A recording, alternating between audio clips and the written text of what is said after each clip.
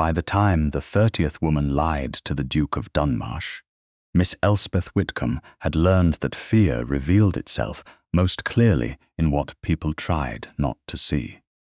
London, the 8th May 1818.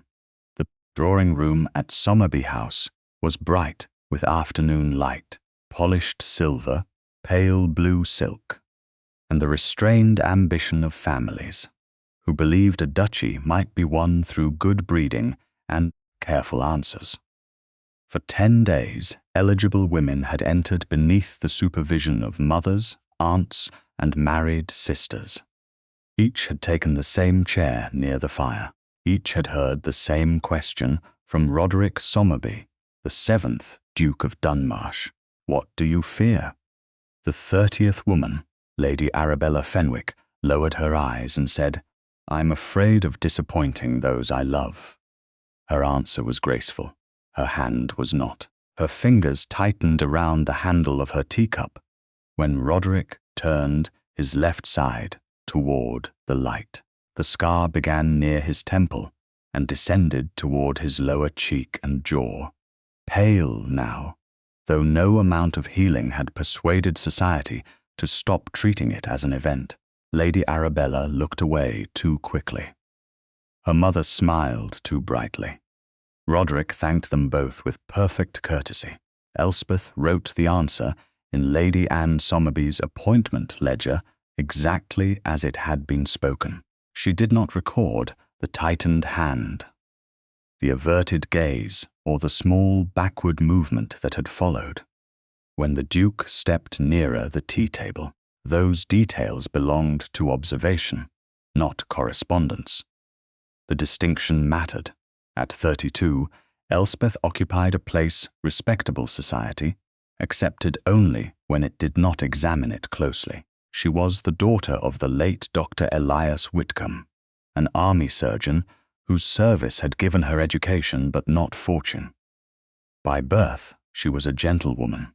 By necessity, she worked. Lady Anne Somerby, Roderick's unmarried paternal aunt, employed her as a paid correspondence secretary. Elspeth prepared invitations, answered charitable requests, corrected household accounts, and remembered which families required candor and which required the appearance of mercy. The work gave her independence. It also taught her how easily a woman could become indispensable without ever becoming visible. Lady Arabella rose with her mother. Roderick bowed. Lady Anne offered the polite phrases required to end a call without injuring hope more than necessary. When the doors closed behind them, Elspeth blotted the final line and counted the names still waiting. 7. 3 confirmed for the following day. 4 not yet answered. She had just closed the ledger when Lady Blanche Frobisher spoke from the settee nearest the fire. 30 women, Blanche said, and not one has satisfied you. Her tone was light, but nothing in it was careless. Blanche had attended 3 days of the interviews beside her father, Wilfrid Frobisher, the Marquess of Carodon. Before Waterloo, society had expected her to become Duchess of Dunmarsh. No formal engagement had been announced, yet both families had behaved as though only time separated expectation from fact. Then Roderick returned wounded. Blanche went to Bath before autumn ended. Now she had returned to London with beauty intact, composure sharpened, and an interest in Roderick that had survived more faithfully than her courage. I did not say they failed, Roderick replied. He stood beside the tall windows, with one hand resting upon the carved back of a chair. The light showed the scar without kindness. You did not ask any of them to return, Blanche said. That is not the same thing. Carodon gave a low laugh. Perhaps the question is at fault. Women are taught to conceal fear. They are not encouraged to offer it to a man who may become their husband. Elspeth felt Roderick's attention shift toward her. She kept both hands upon the ledger. Miss Whitcombe has heard every answer. Blanche continued. Perhaps she can provide a better one. Lady Anne set down her teacup. Miss Whitcombe is my secretary, not part of the entertainment. I intended no insult. Blanche smiled at Elspeth with polished innocence. It only seems curious that the one woman who knows everyone else's fear has offered none of her own. Caroden looked toward the writing desk.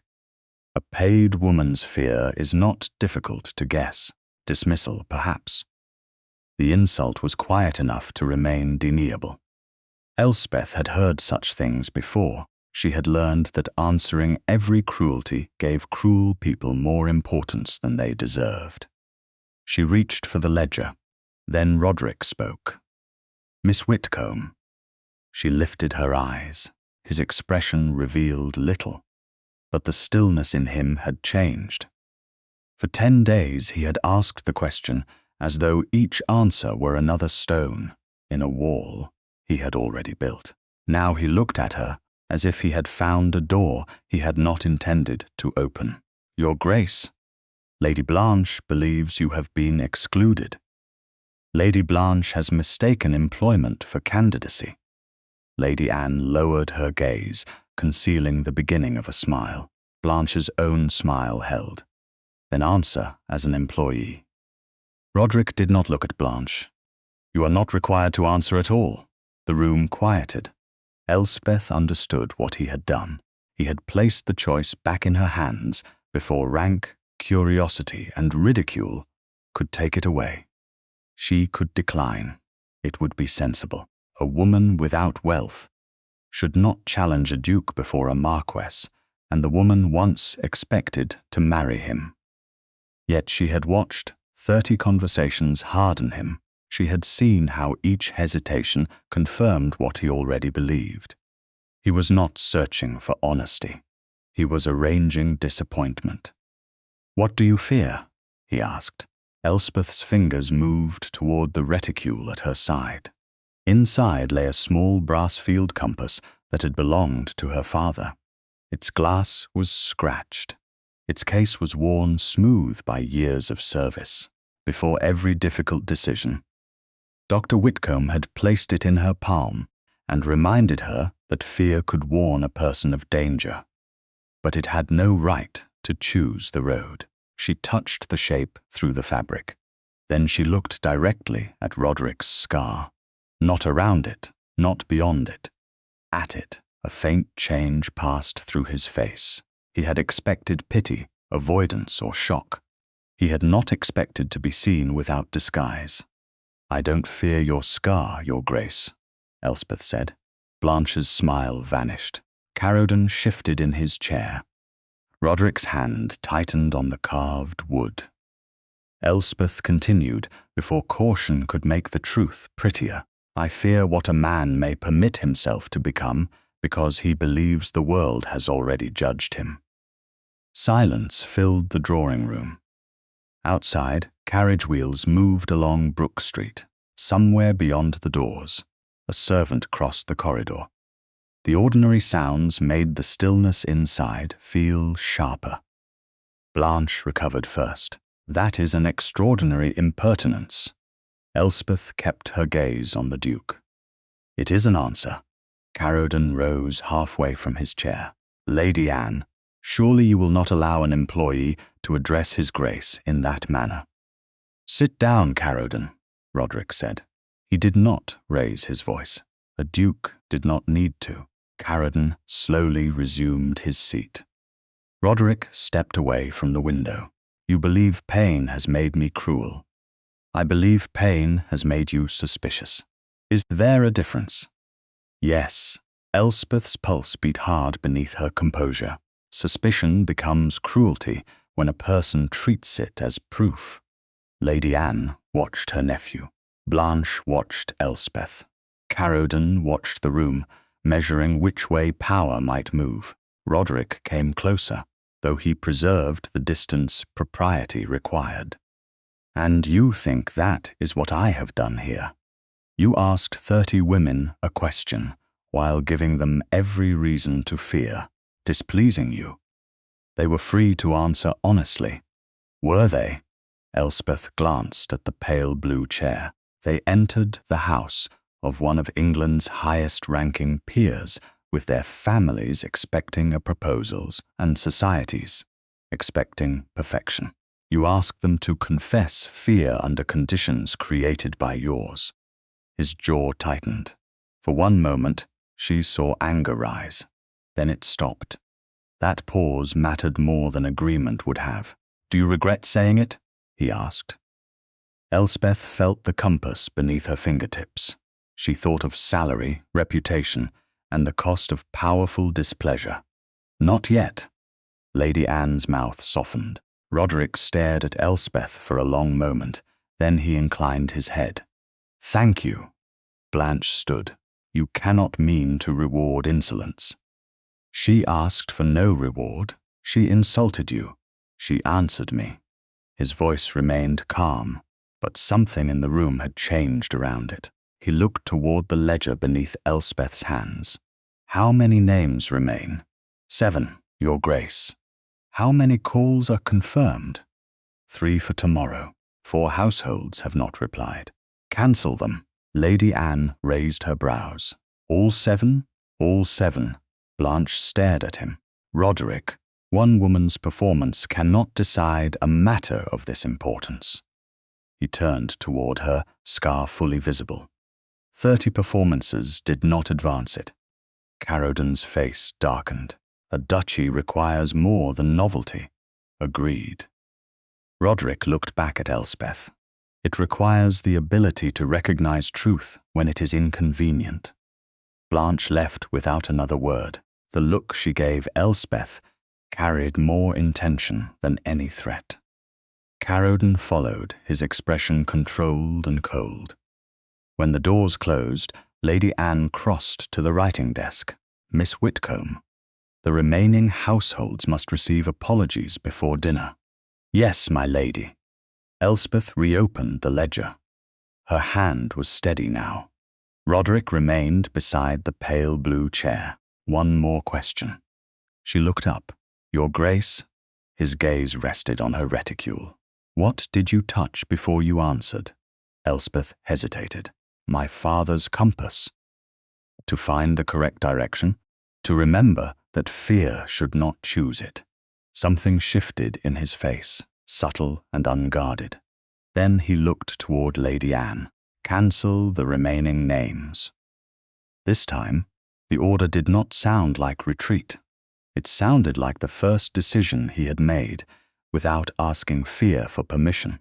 By 9 o'clock the next morning, 6 replies had arrived at Somerby House, and none of them accepted disappointment quietly.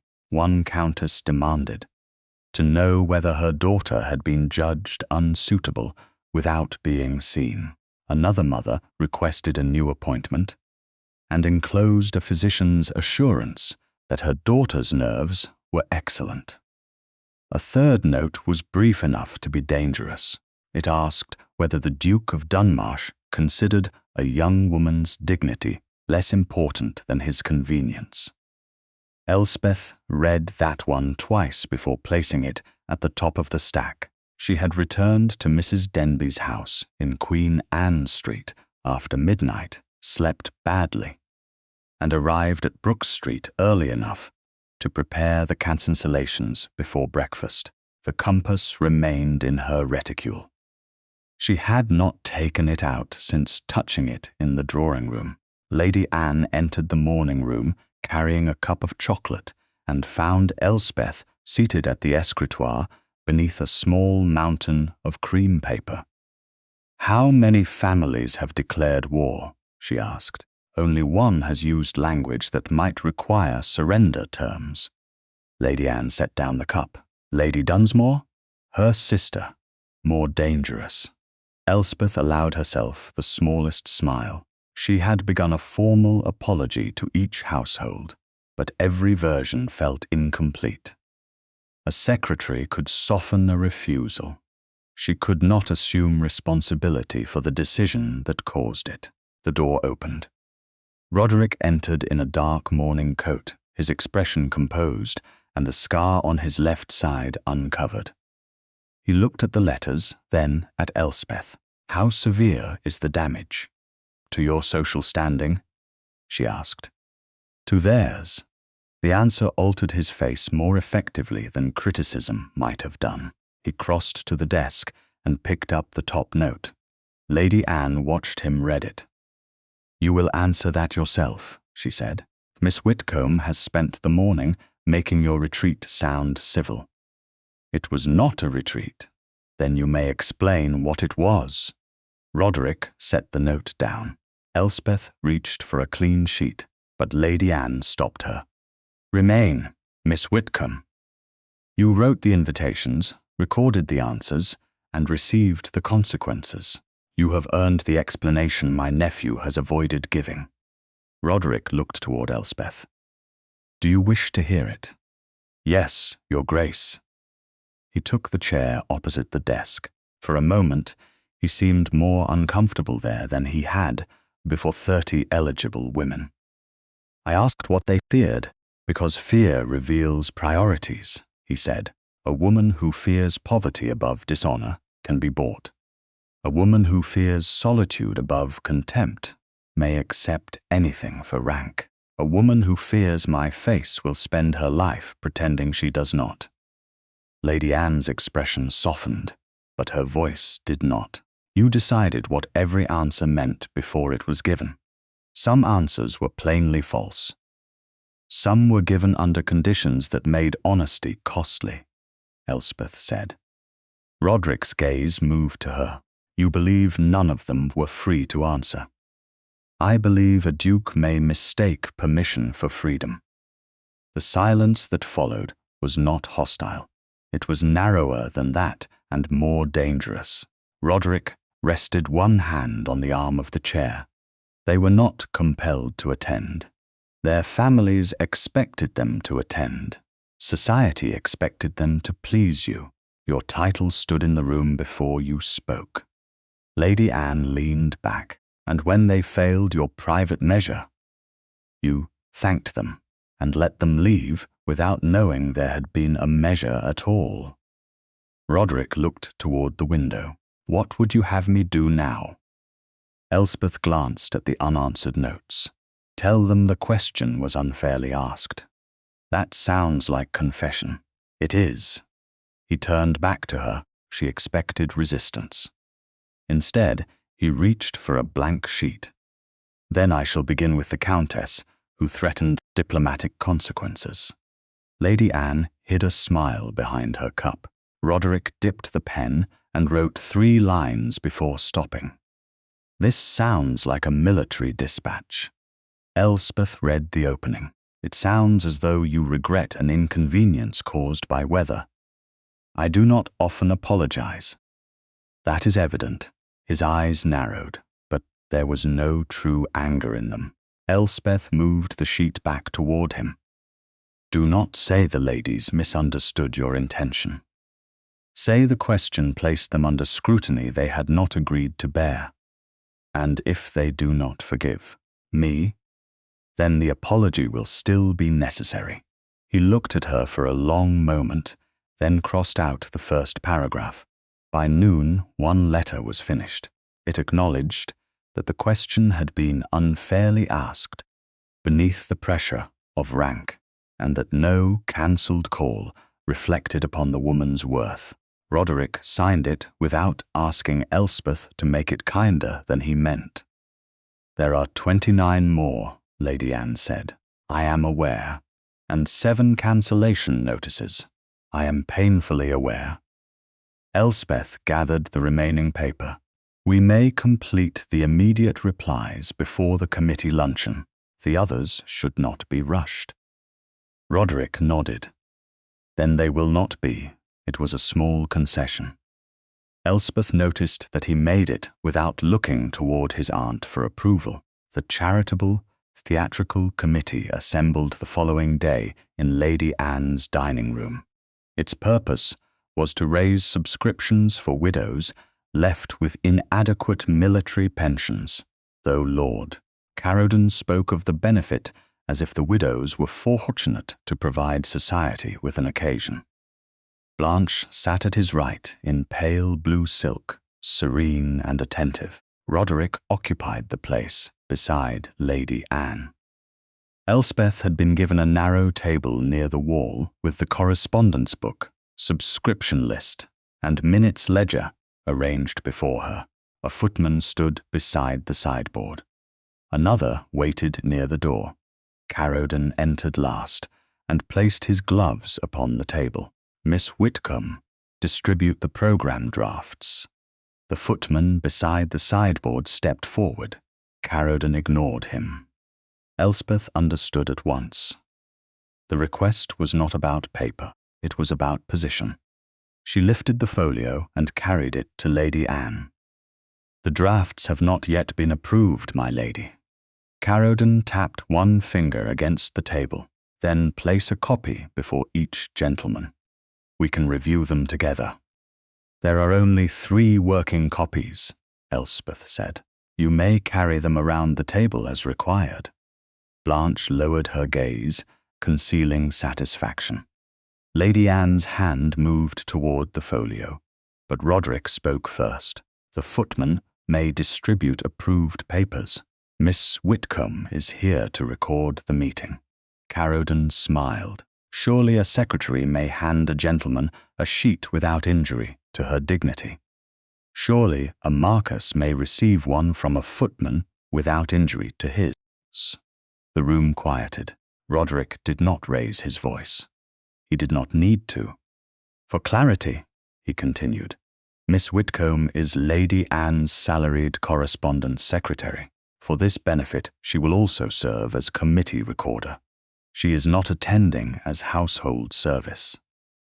Caroden's smile thinned, a distinction without much difference. Only to a man who expects work to become invisible when a woman performs it, Lady Anne said. Elspeth returned the folio to her table. She did not thank Roderick. He had not granted her a favour. He had named a fact. The committee turned to the proposed entertainment. Caroden wanted costly painted scenery, a fashionable comedy, and Blanche in the principal role. Lady Anne agreed to the private theatrical, but reduced the decorative supper and rejected a second orchestra. Elspeth recorded every decision and the name of the person who approved it. Near the end of the meeting, Caroden slid a folded memorandum across the table. Add this to the projected expenses. Elspeth opened it. The description contained only 4 words: additional comic work. No performer, maker, or fixed sum appeared beneath them. What amount should I enter, my lord? It has not been settled. Who has approved the expense? I have. She looked at him. Then your full name must appear beside it. Initials will suffice. Lady Anne requested names. Roderick's attention shifted toward the exchange. Caroden gave Elspeth a patient smile. Write W. F. Any person of sense will understand it. Elspeth wrote the initials exactly as instructed. Then, beneath them, she left a clean line for the approving name once the expense was fully described. What is the comic work? Lady Anne asked. Caroden lifted his glass. A small addition to enliven the programme. What sort of addition? Nothing that need trouble the principal cast. Blanche smiled. A surprise, perhaps. Elspeth closed the ledger over the unfinished entry. She had learned that surprises were often merely decisions someone hoped to avoid explaining. Across the table, Roderick saw the initials before the page disappeared. His scar remained turned toward the light. No expense remains anonymous, he said. Caroden's gaze hardened. Then you may discover the details when they are ready. The luncheon ended soon afterward. Lady Anne gave Elspeth formal charge of the cast notices, subscriptions, rehearsal, correspondence, costume inventory, and minutes. Every approval would pass through her hands before it reached the committee record. When the room emptied, Elspeth reopened the ledger. The new expense waited at the bottom of the page. Additional comic work. Amount unsettled. Approval. WF. She touched the nib to the blank line beneath it, but did not add a guess. Outside the dining room, Caroden's voice receded along the corridor, calm and assured. Elspeth looked at the unfinished entry and understood that the cancelled interviews had ended one test, only to place another inside Lady Anne's house. 3 days later, the private theatre at Somerby House had acquired the disorder of a campaign conducted with silk, candle wax, and too many opinions. Elspeth stood at a narrow table near the rear of the stage with the new committee book open before her. On one page, she had listed subscriptions. On the next, she had recorded the cast. A third held the costume inventory. Each garment entered with its owner, condition, intended use, and any expense the committee might later be asked to meet. Lady Anne had demanded order. Lord Caroden had demanded magnificence. The two principals had already become enemies. The woodland requires another painted drop, Caroden declared from the front row. He pointed toward a canvas showing 3 trees, a ruined arch, and enough moonlight to illuminate half of London. Without depth, the final scene will look provincial. Mr. Vale, the stage manager, glanced toward Elspeth before answering. She had the estimate. A second drop would cost £12, she said. Caroden turned slowly.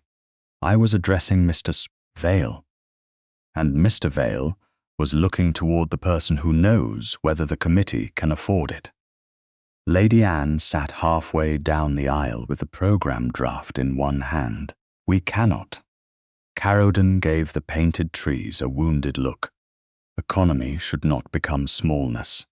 Those are not always the same thing, Elspeth said. Blanche laughed softly from the stage. She wore the peacock blue moiré mantle that had been entered into the inventory that morning. Silver braid edged the garment, and the matching blue lining showed whenever she turned. Beneath the lamps, the colour seemed to gather light rather than reflect it. Elspeth distrusts any beauty that cannot be entered in columns, Blanche said. A column does not replace beauty, Elspeth replied. It prevents beauty from being charged twice. One of the younger gentlemen in the committee lowered his head to hide a smile. Caroden did not. You have become remarkably free with your opinions. You asked the cost. Roderick stood near the first row with a folded programme in his hand. He had said little since the rehearsal began. But Elspeth had noticed that silence in him no longer meant withdrawal. It had become attention. He looked toward the painted woodland. 1 drop will suffice. Caroden's mouth tightened. Your Grace, the audience will expect spectacle. The widows will expect the proceeds. The matter ended there. Elspeth recorded the decision and the name of the person who had made it. Blanche crossed the stage, delivered 3 lines with graceful precision, and stopped when Caroden objected to the position of a chair. 2 gentlemen argued over whether a comic servant should enter from the garden or the corridor. Lady Anne removed an unnecessary song. Elspeth wrote each decision in a hand clear enough to survive later disagreement. When Blanche left the stage for a moment, Elspeth examined the mantle and completed its entry. Peacock blue moiré, silver braid, matching blue lining, no visible damage, personal property of Lady Blanche Frobisher. Blanche returned while the ink was still wet. Must every stitch receive official recognition? Only if the committee might later be charged for repairing it. It won't require repair. Then the entry will remain pleasantly uneventful. Mr. Vale coughed into one hand. Lady Anne looked toward the ceiling. Roderick's mouth shifted, but he lowered his eyes to the programme before the expression could become a smile. Near the end of the rehearsal, Caroden approached Elspeth's table with a folded memorandum. Add this to the projected expenses. She opened it. The description matched the line already entered after the luncheon. Additional comic work. A second line had been added beneath it. Special costume materials. There was still no performer, maker, amount, or script. What sum should I record? She asked. It has not been settled. What materials? Whatever the performer requires. Which performer? Caroden's patience thinned. The matter is still being arranged. Elspeth looked at the initials already written beside the first entry. W.F. Lady Anne has not approved a comic edition. She will, once it is complete. Then, the expense is not yet approved. He leaned closer, though his voice remained smooth. Miss Whitcombe, committees become impossible when every preliminary notion must survive an examination. They become expensive when none of them do. Roderick had crossed the aisle without sound. He stopped beside the table, near enough to make Caroden aware of his presence and far enough to preserve propriety. "What is the addition?" he asked. Caroden straightened. A brief interlude, something light between the second scene and the closing music. Written by whom? It is not finished. Performed by whom? That is being settled. Lady Anne looked up from the aisle. Then nothing has been approved. Caroden spread one hand. It is intended as a surprise. A surprise for the audience may be tolerable, Lady Anne said. A surprise for the hostess is not. Blanche descended from the stage, gathering the blue mantle around her shoulders. Surely no one imagines father means to place something improper in your theatre. Impropriety often arrives dressed as amusement, Lady Anne replied. Elspeth wrote beneath the expense line. Content pending Lady Anne Somerby's approval. Maker, performer, and final amount not supplied. Caroden watched her finish. Initials would have been sufficient. Not once the expense is paid. You enjoy making simple things difficult. I prefer making unclear things legible. For one instant, the polished ease left his face. Then it returned. You may discover the details when they are ready. He turned away before she could answer. The rehearsal ended shortly afterward. Footmen began lowering the lamps not needed for the afternoon. Mr. Vale covered the painted woodland with a dust cloth. Lady Anne took Blanche aside to examine sheet music, leaving Elspeth to gather the loose drafts from the committee table. She bent to retrieve a subscription card that had slipped beneath a chair. Her reticule slid from the seat and struck the carpet with a soft thud. The clasp sprang open, a pencil, a folded handkerchief, and the small brass compass rolled onto the floor. Roderick reached it first, then stopped before touching it. His hand remained above the worn case. "May I?" Elspeth looked at him. The question was simple. That was why it mattered.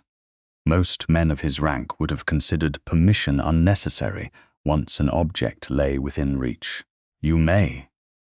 He lifted the compass carefully and placed it in his palm. The scratched glass caught what remained of the stage light. "This is what you touched before answering me." "Yes." "Your father's?" "Yes." "Was he a navigator?" "An army surgeon." Roderick examined the dented brass edge without opening the case. That seems an unusual possession for a surgeon. He said wounded men often needed direction as badly as medicine. Did it provide either? Not by itself. Elspeth held out her hand. He returned the compass immediately. Their fingers did not touch. The care he took not to presume felt more deliberate than contact would have done. "What does it provide?" he asked. She placed it back inside the reticule and secured the clasp. A reminder. Of what? That certainty and direction are not the same thing. His gaze moved toward the open committee book where Caroden's unnamed expense waited. I begin to suspect your reminders are rarely comfortable. Comfort is not their purpose. Before he could reply, a servant entered carrying a small silver tray. For Lady Blanche, he said. A messenger left it at the servant's entrance. Blanche turned from Lady Anne and took the visiting card. Elspeth saw only the printed address along the lower edge before Blanche turned it face down. Long Acre. The name above the address remained hidden beneath her glove. Blanche slipped the card into a fold of the peacock blue mantle. Roderick's attention sharpened. A tradesman? Lady Anne asked. Nothing important, Blanche said. A costumer recommended by an acquaintance. Caroden, who had been speaking with Mr. Vale near the stage, looked toward his daughter. The glance lasted less than a second. It was still long enough for Elspeth to notice. Blanche smiled at Roderick. Father hopes you'll dine with us on Thursday. I shall ask my aunt. Of course. Her gaze dropped to Elspeth's reticule, then to the unfinished expense line in the committee book. Do try not to work too late, Elspeth. Useful women are so easily exhausted. Only when other people leave their work unfinished. Blanche's smile held, though her eyes cooled. She departed with Caroden. Moments later, the visiting card hidden inside the mantle. When the theatre doors closed behind them, Roderick looked toward the page. Long Acre, he said quietly. There are many craftsmen in Long Acre, Elspeth replied. Coachmakers, costumers, theatrical suppliers, and perhaps someone preparing a harmless surprise. She closed the committee book over the unnamed expense. Perhaps. You don't believe that. I believe the details have been kept from the hostess, the committee, and the record. She tied the papers together. That is enough to require attention. It is not enough to justify an accusation. Roderick looked toward the darkened stage. Then we wait for something legible. Elspeth picked up the book. Beneath its cover, the initials W.F. remained beside an interlude no one had read, a performer no one had named, and a costumer whose card Blanche had hidden too quickly. Whatever was being prepared had not yet entered the theatre. It had only found an address. The following afternoon, Lady Anne proposed a turn through St. James's Park with the innocent expression of a woman who had arranged every detail before mentioning it. The carriage set them down near the mall shortly after 2:00, when the paths were busy enough to satisfy propriety, but not so crowded that conversation became impossible. Lady Anne walked several paces ahead, beside an elderly acquaintance she had discovered near the railings with suspicious convenience. Elspeth remained behind with Roderick, close enough to speak without raising her voice, and far enough to satisfy every observant matron in London. The spring air carried the scent of damp earth and newly cut grass. Elspeth's reticule hung from her wrist. The compass rested inside it, where it had remained since Roderick returned it to her in the theatre. She had thought often about the Long Acre card hidden inside Blanche's mantle. But an address was not proof of wrongdoing. Neither was a nameless expense. She had already told Roderick what happened when suspicion dressed itself as certainty. My aunt believes walking improves judgment, he said. Does it? She has never allowed me to test the theory from a chair. Elspeth glanced toward Lady Anne, who was listening to her companion with determined absorption. I suspect your judgment is not the only thing being managed. Nor yours. Then we are equally trapped. I doubt my aunt would accept that description. No, she would call it guidance. The faint humor in his voice did not erase his reserve, but it softened the shape of it. They had gone only a little farther when a young boy broke away from his nurse and stared openly at Roderick's face. The child's curiosity held no malice. That did not make it easier to bear. The nurse caught his shoulder, whispered an apology, and hurried him onward. Roderick's expression did not change. His body did. He turned slightly, presenting the unscarred side of his face to the family approaching from the opposite direction. The movement was so practiced that he seemed unaware of it. Then he noticed Elspeth noticing. He faced forward again. "You saw that," he said. "Yes, you noticed too much. It is useful in correspondence. I cannot imagine how that particular observation improves a letter. It improves the truth behind one." They walked several steps in silence. Gravel shifted beneath their shoes. A carriage moved beyond the trees. Lady Anne did not look back, though the angle of her head suggested she had not missed a word. "The scar was made at Waterloo," Roderick said at last. Elspeth waited. He did not need encouragement. He needed room. The 18th of June, 1815. A cavalry sabre caught the left side of my face. The surgeon said I was fortunate. Surgeons often use that word when they have no gentler one. His gaze moved to her. "Your father did?" "Sometimes, usually after a man had survived something he would not yet call survival." Roderick looked toward the water. "I returned to England before the end of summer. The wound had closed, but the flesh was still red and uneven. People tried not to look. Their efforts were worse than staring." Elspeth understood. False blindness required the injured person to assist in the deception. "Lady Blanche saw you then?" she asked. His jaw tightened. "Yes." The answer carried more than the word. There had been an understanding before the war. Nothing formal. No announcement. Yet both families behaved as though only the date remained undecided. "There was a portrait?" Elspeth asked. He glanced at her. "A miniature, painted before I left England. Caroden commissioned a copy for Blanche when our families began speaking of the match.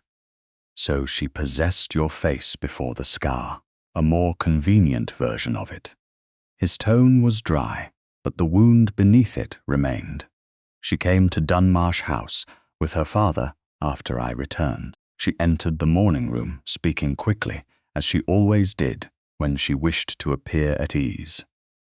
Then she saw me." Elspeth did not ask whether Blanche recoiled. Roderick answered the question anyway. "She did not turn away. That would have been simpler." She looked at me with pity. The word seemed to tighten the old wound more than the cool air had done. Afterward, she said she could not bear to spend her life watching every room pity her husband. She made her fear sound like concern for you. "Blanche has always possessed elegant language." And then she left for Bath. Before autumn was over, Caroden sent a letter suggesting time would benefit everyone. Society understood the rest without being told. Elspeth watched his gloved hand close once at his side. "Did you regret losing her?" He considered the question with more honesty than comfort. "I regretted being proved right about what people see first." "That is not the same answer." "No." He looked at her. "I regretted the man I had expected to be when she still wanted him." The admission held no self-pity. That made it more intimate. Elspeth did not offer consolation he had not requested. "And now she has returned," she said. "Now Caroden's influence costs more than it earns, and Blanche remembers what a duchess is permitted to survive." "Do you know that?" He gave her a sidelong look. "I know Caroden has tried to borrow against expected subscriptions. I suspect the rest. Then, keep them separate. You are determined to make my own lessons inconvenient. They were never yours." "No? Truth does not belong to the first powerful man who repeats it. For a moment, he said nothing. Then his gaze dropped to the reticule at her wrist. "Your father taught you that as well." "Not in those words. What did he teach you?" Elspeth touched the worn shape of the compass through the fabric. "That fear is information." "Information. It tells us where danger may be. It tells us what we value, what we might lose, and where we have been hurt before. That makes it useful. But it should not choose the direction. No, that belongs to judgment." Roderick looked ahead. "Blanche feared pity and chose distance. Perhaps. And I feared pity and chose suspicion." Elspeth did not soften the truth because he had reached it himself. "Yes, you make confession sound efficient, only because you are doing the difficult part, which is naming fear without disguising it as principle." His expression became still. Then the wind shifted, and the scar along his left cheek tightened faintly. His hand rose toward it before stopping. "Does it trouble you?" she asked. "In cold weather, the skin pulls. My father would have called that ordinary. There is comfort in such a word. There can be. You do not offer much comfort, Miss Whitcombe. I would rather offer the kind that remains true after I leave." Something changed in his gaze. Not tenderness. Not yet. Recognition, perhaps, sharpened by the fact that she had refused to soothe him falsely. "May I see the compass?" he asked. Elspeth opened the reticule and removed the small brass case. She placed it in his palm by choice. He held it carefully, as though the worn object deserved more respect than many jeweled things. "It has survived more than drawing rooms," he said. "So did its owner." He opened the case. The needle trembled, swung, and began to settle beneath the scratched glass. Along the inner rim, the inscription caught the light. "Take warning. Choose direction," he read.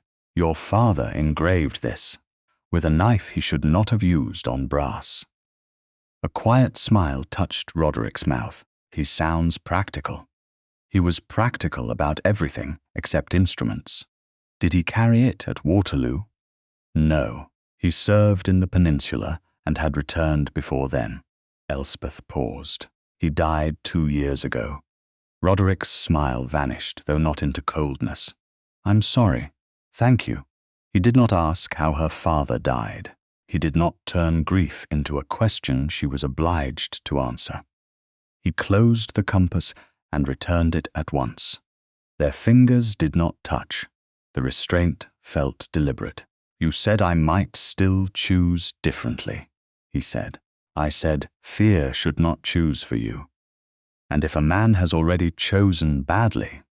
Elspeth placed the compass back in her reticule and secured the clasp. "Then he chooses again." A group of ladies approached along the path. One recognized Roderick and immediately shifted her gaze toward the trees. This time he did not angle his face away. He inclined his head with perfect courtesy, scar fully visible. When they had passed, he looked at Elspeth. The question in his expression was no longer whether she feared what the world saw. It was whether he had the courage to stop arranging his life around it. Far from the park, in a narrow workshop in Long Acre, a craftsman unwrapped a miniature of a younger Roderick Somerby. The painted face was smooth, untouched by war. Beside it lay a sheet of thin tracing paper marked with the outline of the same features. A customer stood across the table, beneath a dark veil, one gloved hand resting near the edge. The craftsman studied the miniature, then lifted the tracing toward the window. "Which side?" he asked. The gloved finger rose and pressed lightly against the left side of the drawn face. 2 days later, Elspeth found her own erasure in a stack of freshly printed programs. The printer's boy delivered them shortly before noon, tied in brown paper and smelling faintly of ink. Lady Anne had not yet entered the theatre. Mr. Vale was checking the lamps. 2 gentlemen from The committee were disputing the placement of a chair, and Blanche stood near the costume screen while her maid arranged the folds of the peacock blue mantle. Elspeth cut the string around the first bundle and opened the top copy. Lady Blanche Frobisher's name appeared prominently beneath the title of the principal scene. Lord Carodon was credited as patron. Every gentleman who had supplied a speech, a subscription, or an opinion occupied a separate line. At the bottom, beneath the musicians and scenery painter, the program credited the correspondence and records to a lady secretary. No name followed. Elspeth read the line again. The letters did not change. She had prepared the subscription notices, corrected the cast list, traced missing replies, compared estimates, and entered each committee decision. She had also insisted that every person approving an expense be named. Yet, the printer had been instructed to remove the only name proving which woman had done the work. Mr. Vale approached with a candle list in one hand. "The programs have arrived, then." "They have." Elspeth handed him the copy. He scanned the cast, then stopped at the final line. "That wasn't on the approved proof." "No, your name was there yesterday." "Yes." Mr. Vale looked toward the saloon doors. Lord Carodon took the corrected proof after dinner. Elspeth opened the printer's receipt. 200 copies had been ordered. Distribution was meant to begin that afternoon. If the programs left Somerby House, the omission would become public, and the committee would later call any correction vanity. She untied the second bundle and confirmed that every copy matched the first. Then she placed both stacks beneath the edge of her table. "Do not distribute them." Mr. Vale lowered his voice. "Carodon will object. He may object under his full name." A sound behind them announced the opening of the saloon doors. Carodon entered with Blanche, Lady Anne, Roderick, and 2 members of the committee. The printer's boy followed at a cautious distance, evidently waiting for payment. Roderick's gaze moved from the untouched bundles to Elspeth's face. "There is a problem." It was not a question. Carodon glanced at the programs. "There is no problem. They are ready." "They are inaccurate," Elspeth said. Blanche picked up the top copy. "The cast appears correct. Not every credit." Elspeth pointed to the final line. Blanche read it, then raised her eyes. "A lady secretary. That is accurate." "It is incomplete. Surely modesty does not require a public dispute. Modesty does not require anonymity." Carodon gave the printer's boy a sharp look. "Distribute them." Elspeth placed one hand on the upper bundle. "They will remain here." Silence settled over the theatre. The printer's boy stared at the floor. One of the committee gentlemen became intensely interested in the curtain rope. Carodon's expression hardened. "You forget who approved the printing." "I remember exactly." Elspeth opened the correspondence book and turned it toward Lady Anne. Beside the printer's charge stood Carodon's initials. Beneath them, Elspeth had entered the movement of the proof before the programs arrived. Final proof removed for review by Lord Carodon. Returned with secretary's name omitted. Blanche gave a soft laugh. "How very dramatic." "No," Elspeth replied. "It is clerical." Lady Anne took the program and read the credit. Miss Whitcomb's full name appeared on the committee proof. "The public has no interest in the identity of a secretary," Carodon said. "The public appears deeply interested in the identities of men who contributed less." Elspeth answered. His gaze sharpened. "You are employed to serve this committee, not advertise yourself through it." "I am employed to keep an honest record. That includes the identity of the person responsible for the work." Blanche folded the program once between her fingers. Perhaps Elspeth fears disappearing. Her voice remained gentle enough to resemble concern. Or perhaps she hopes the Duke will admire her for refusing to do so. The room turned toward Roderick. Elspeth understood the trap. If he defended her by command, Blanche would say affection had replaced judgment. If he remained silent, Caroden would treat silence as permission. Roderick did neither. He looked at Elspeth. "What correction do you require?" The question returned authority to the person harmed. Elspeth felt its significance. The original credit restored. Miss Elspeth Whitcombe, Correspondence Secretary and Committee Recorder. Caroden scoffed. "You intend to delay a charitable performance over one printed name. You intend to preserve the omission over one printed name." Lady Anne laid the program flat upon the table. "Then the committee may decide." Blanche stared at her. "A vote? Why not?"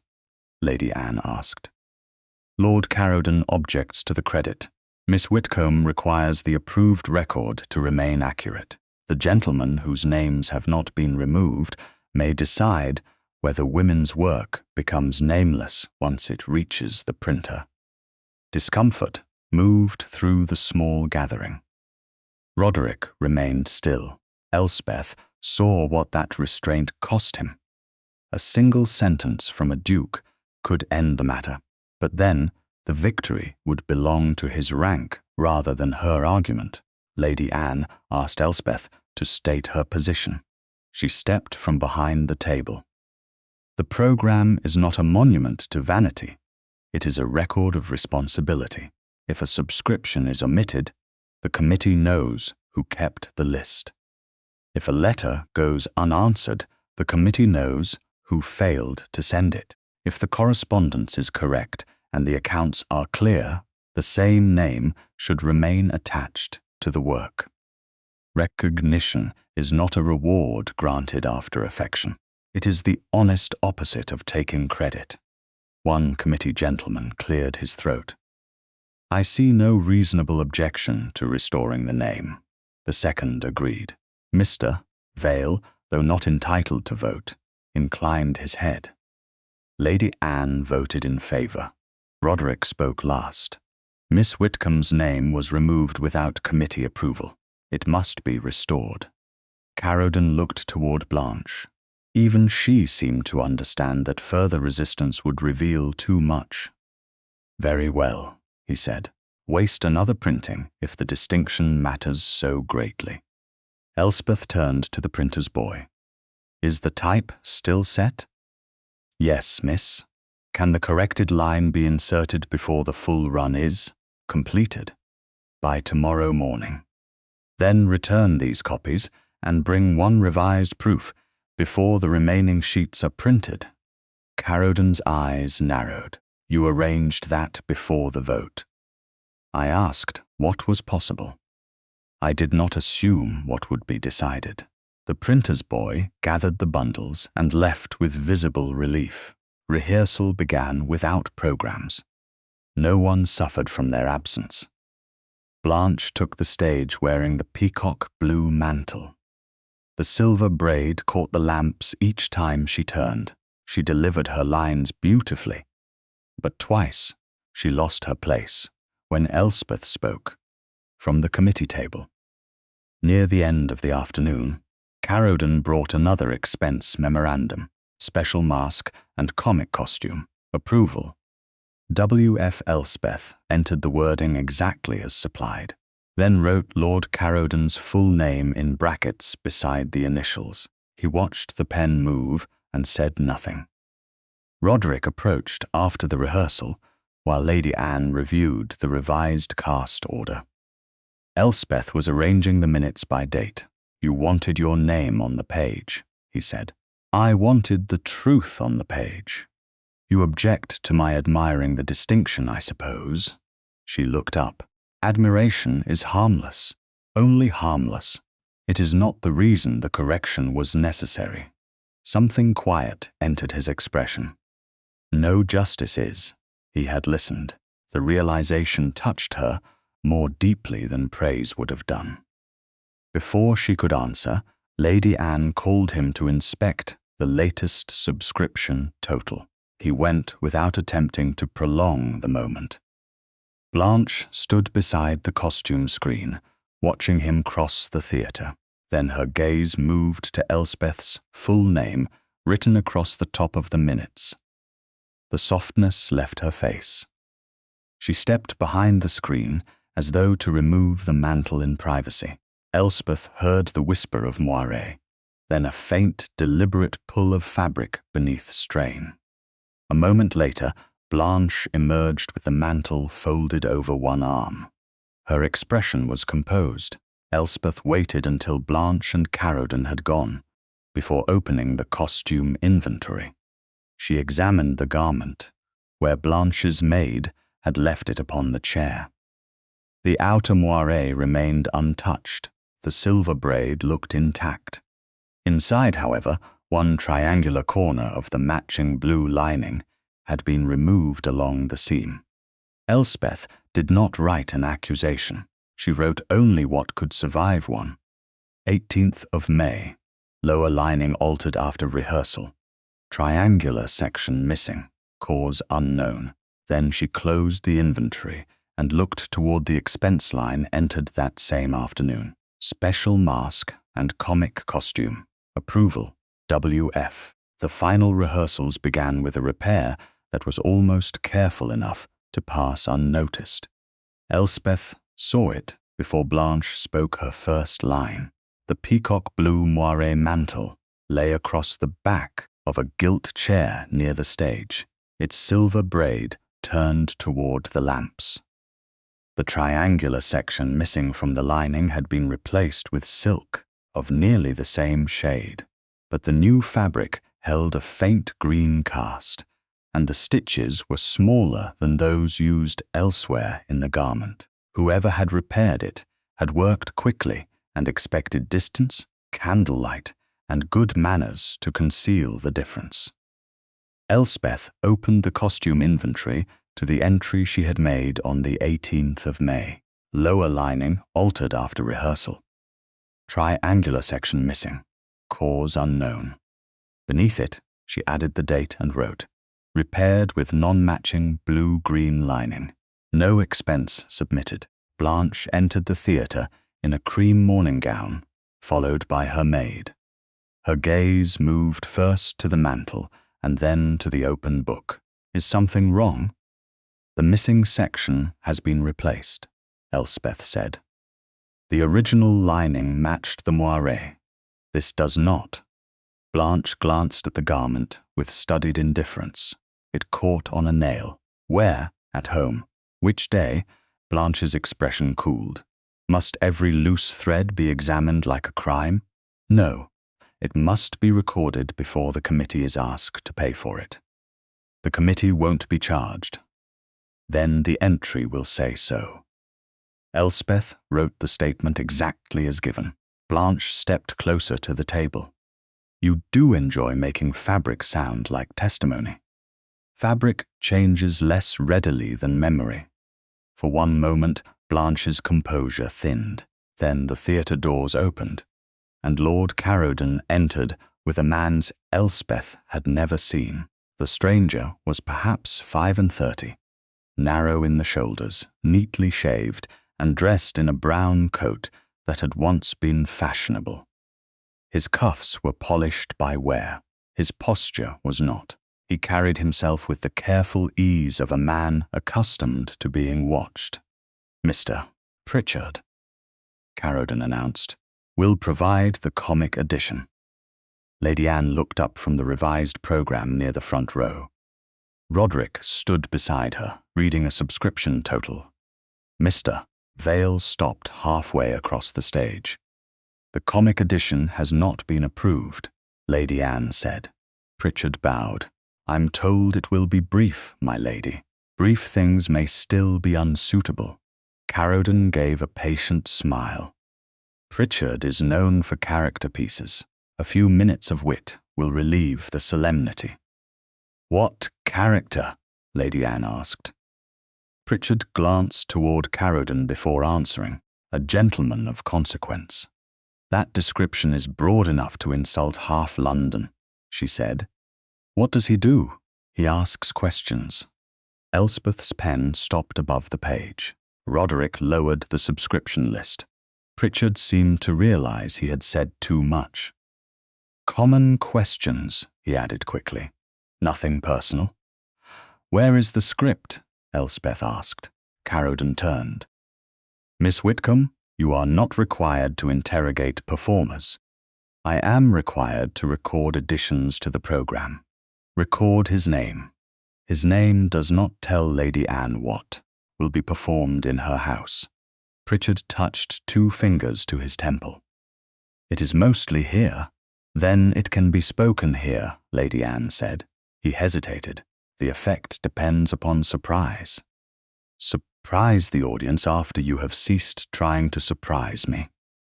Roderick folded the paper in his hand. Was I meant to have approved this? Pritchard looked at him. I was told you had. The room went still. Caroden's head turned slowly toward the actor. You misunderstood. Did I? Pritchard asked, too quickly. Caroden's voice sharpened beneath its courtesy. You were told His Grace approved the charitable program. The distinction should have been obvious. Apprehension flashed across Pritchard's face. He recovered with a shallow bow. Of course, I'm mistaken. Elspeth wrote the exchange into the minutes. Proposed comic performer, Mr. Pritchard. No script produced. Performer claims ducal approval, then retracts after Lord Caroden's correction. Lady Anne's approval withheld. Pritchard watched her pen move. Must every word be preserved? Only the ones people may later deny. Roderick's gaze remained on the actor.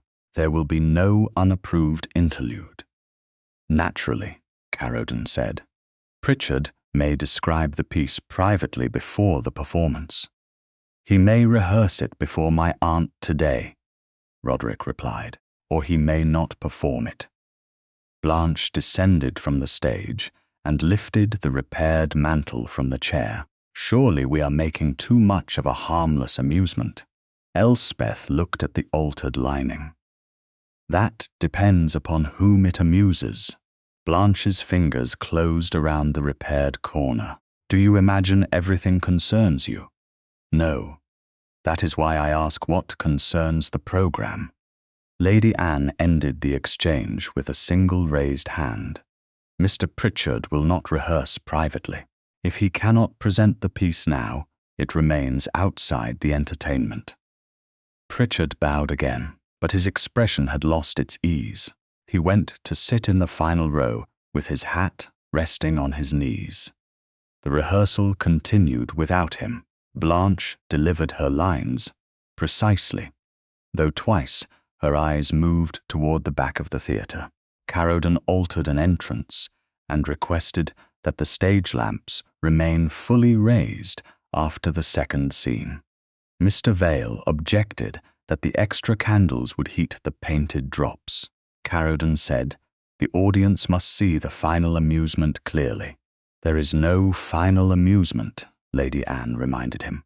Not yet, he replied. Elspeth recorded the words. During a pause, Roderick approached her table. You are troubled. I have insufficient facts to be troubled responsibly. That is a careful distinction. Care is useful when other people are eager to mistake suspicion for accusation. His gaze moved toward the mantle, the missing lining, the long acre card, Pritchard's mistaken approval, and the expense entered under W. F. What do you conclude? That several unclear things may be related. Elspeth closed the inventory halfway. I do not know how. You could ask me to stop the performance. On what ground? My judgment. Your judgment is not evidence. The words landed without heat. Roderick accepted them without retreat. Then what would you have me do? Require the interlude to remain excluded unless Lady Anne sees it. Identify every object brought into the theatre. Check anything not entered in the inventory. Reasonable. Necessary. Before he could answer, 2 footmen entered through the service passage, carrying a black lacquered costume box with brass corners. It was large enough to hold a man's coat and broad enough to conceal smaller articles beneath it. No committee number had been painted on the lid. No paper label hung from the handle. Mr. Vale came down from the stage with a frown. That wasn't here this morning. Caroden crossed the aisle at once. Pritchard's costumes. They should have come through the household porter, Mr. Vale said. The porter has no entry for them. Then someone neglected the book. The porter does not neglect the book. Pritchard rose from the last row. I was told it would be waiting. Elspeth looked at him. By whom? His gaze flickered toward Caroden. A messenger. Name? I didn't ask. Mr. Vale tried the latch. It did not move. Locked. Open it, Lady Anne said. Pritchard spread his hands. I don't have the key. Caroden gave an impatient breath. It contains garments, not state papers. Then there should be no difficulty opening it, Roderick said.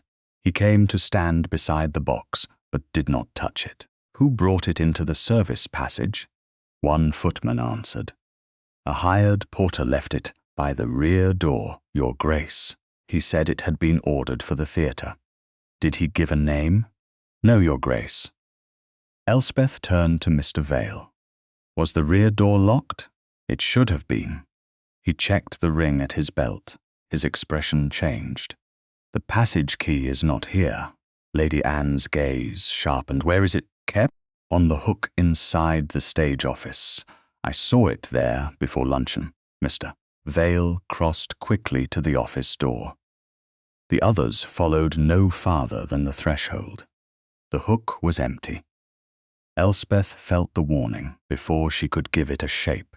The missing key, the unnumbered box, the actor who had lied about approval, and the repaired mantle now occupied the same theatre, but none yet proved the purpose of the others. Roderick looked from the empty hook to the locked box. No one forces it, he said. No one removes it. It will be opened before Lady Anne, Mr. Vale, Miss Whitcombe, and 2 household witnesses before the audience enters. Caroden laughed softly. You cannot believe a costume box threatens the dignity of Somerby House. Roderick turned his scarred side fully toward him.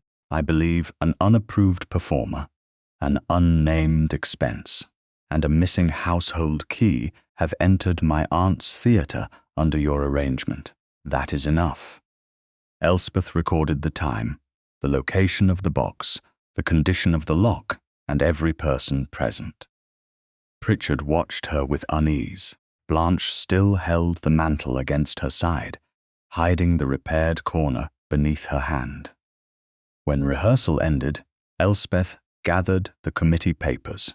She had promised Mrs. Denby she would return to Queen Anne Street before dusk, but she remained long enough to see Mr. Vale place a chair before the box and order a footman to stay with it. As she left the darkening theatre, she heard Caroden tell Pritchard not to concern himself.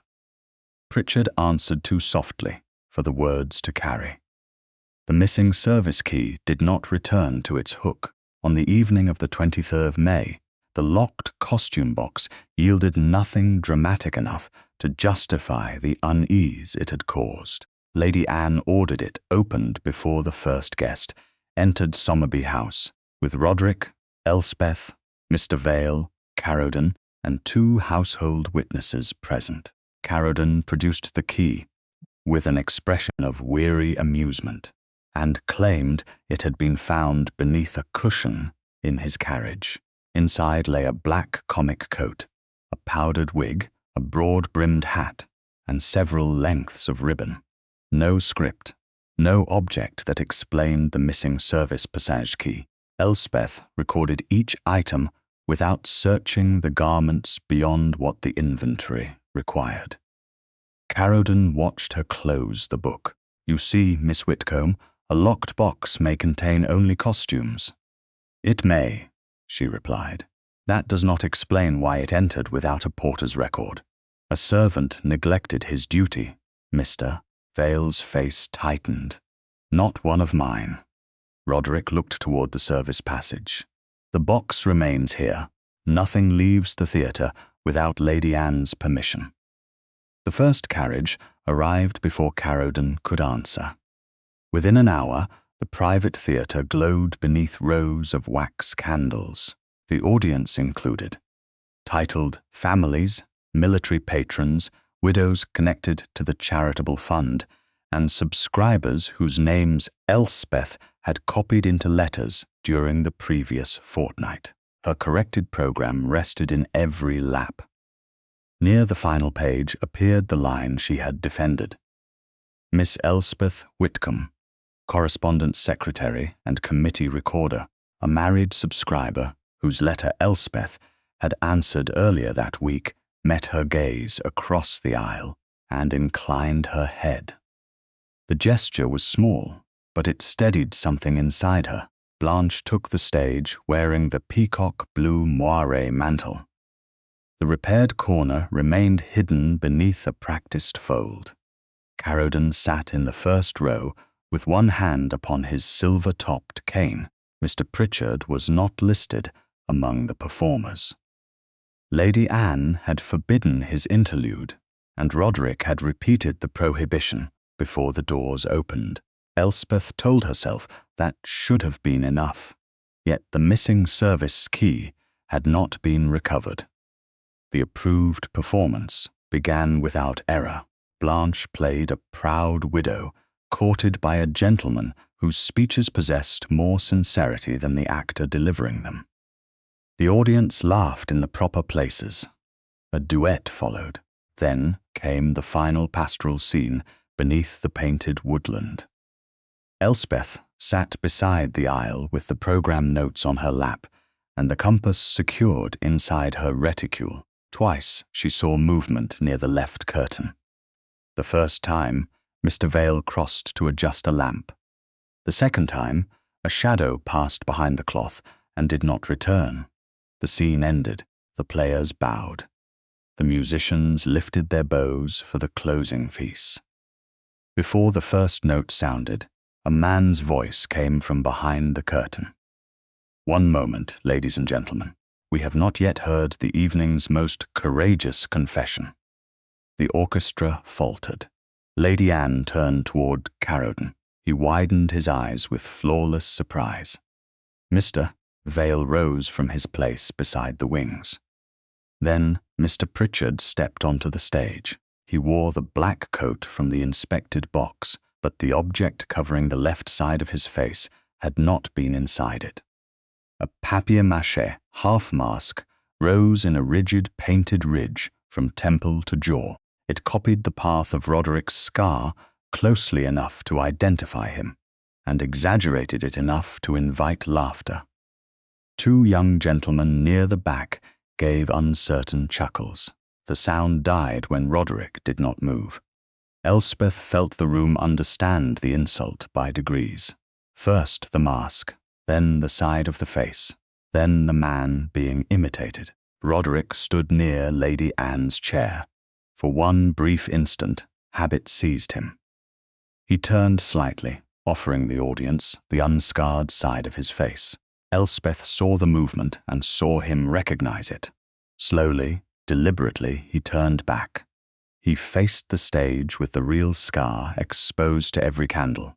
Pritchard bowed. "I'm a duke," he announced in a deepened voice.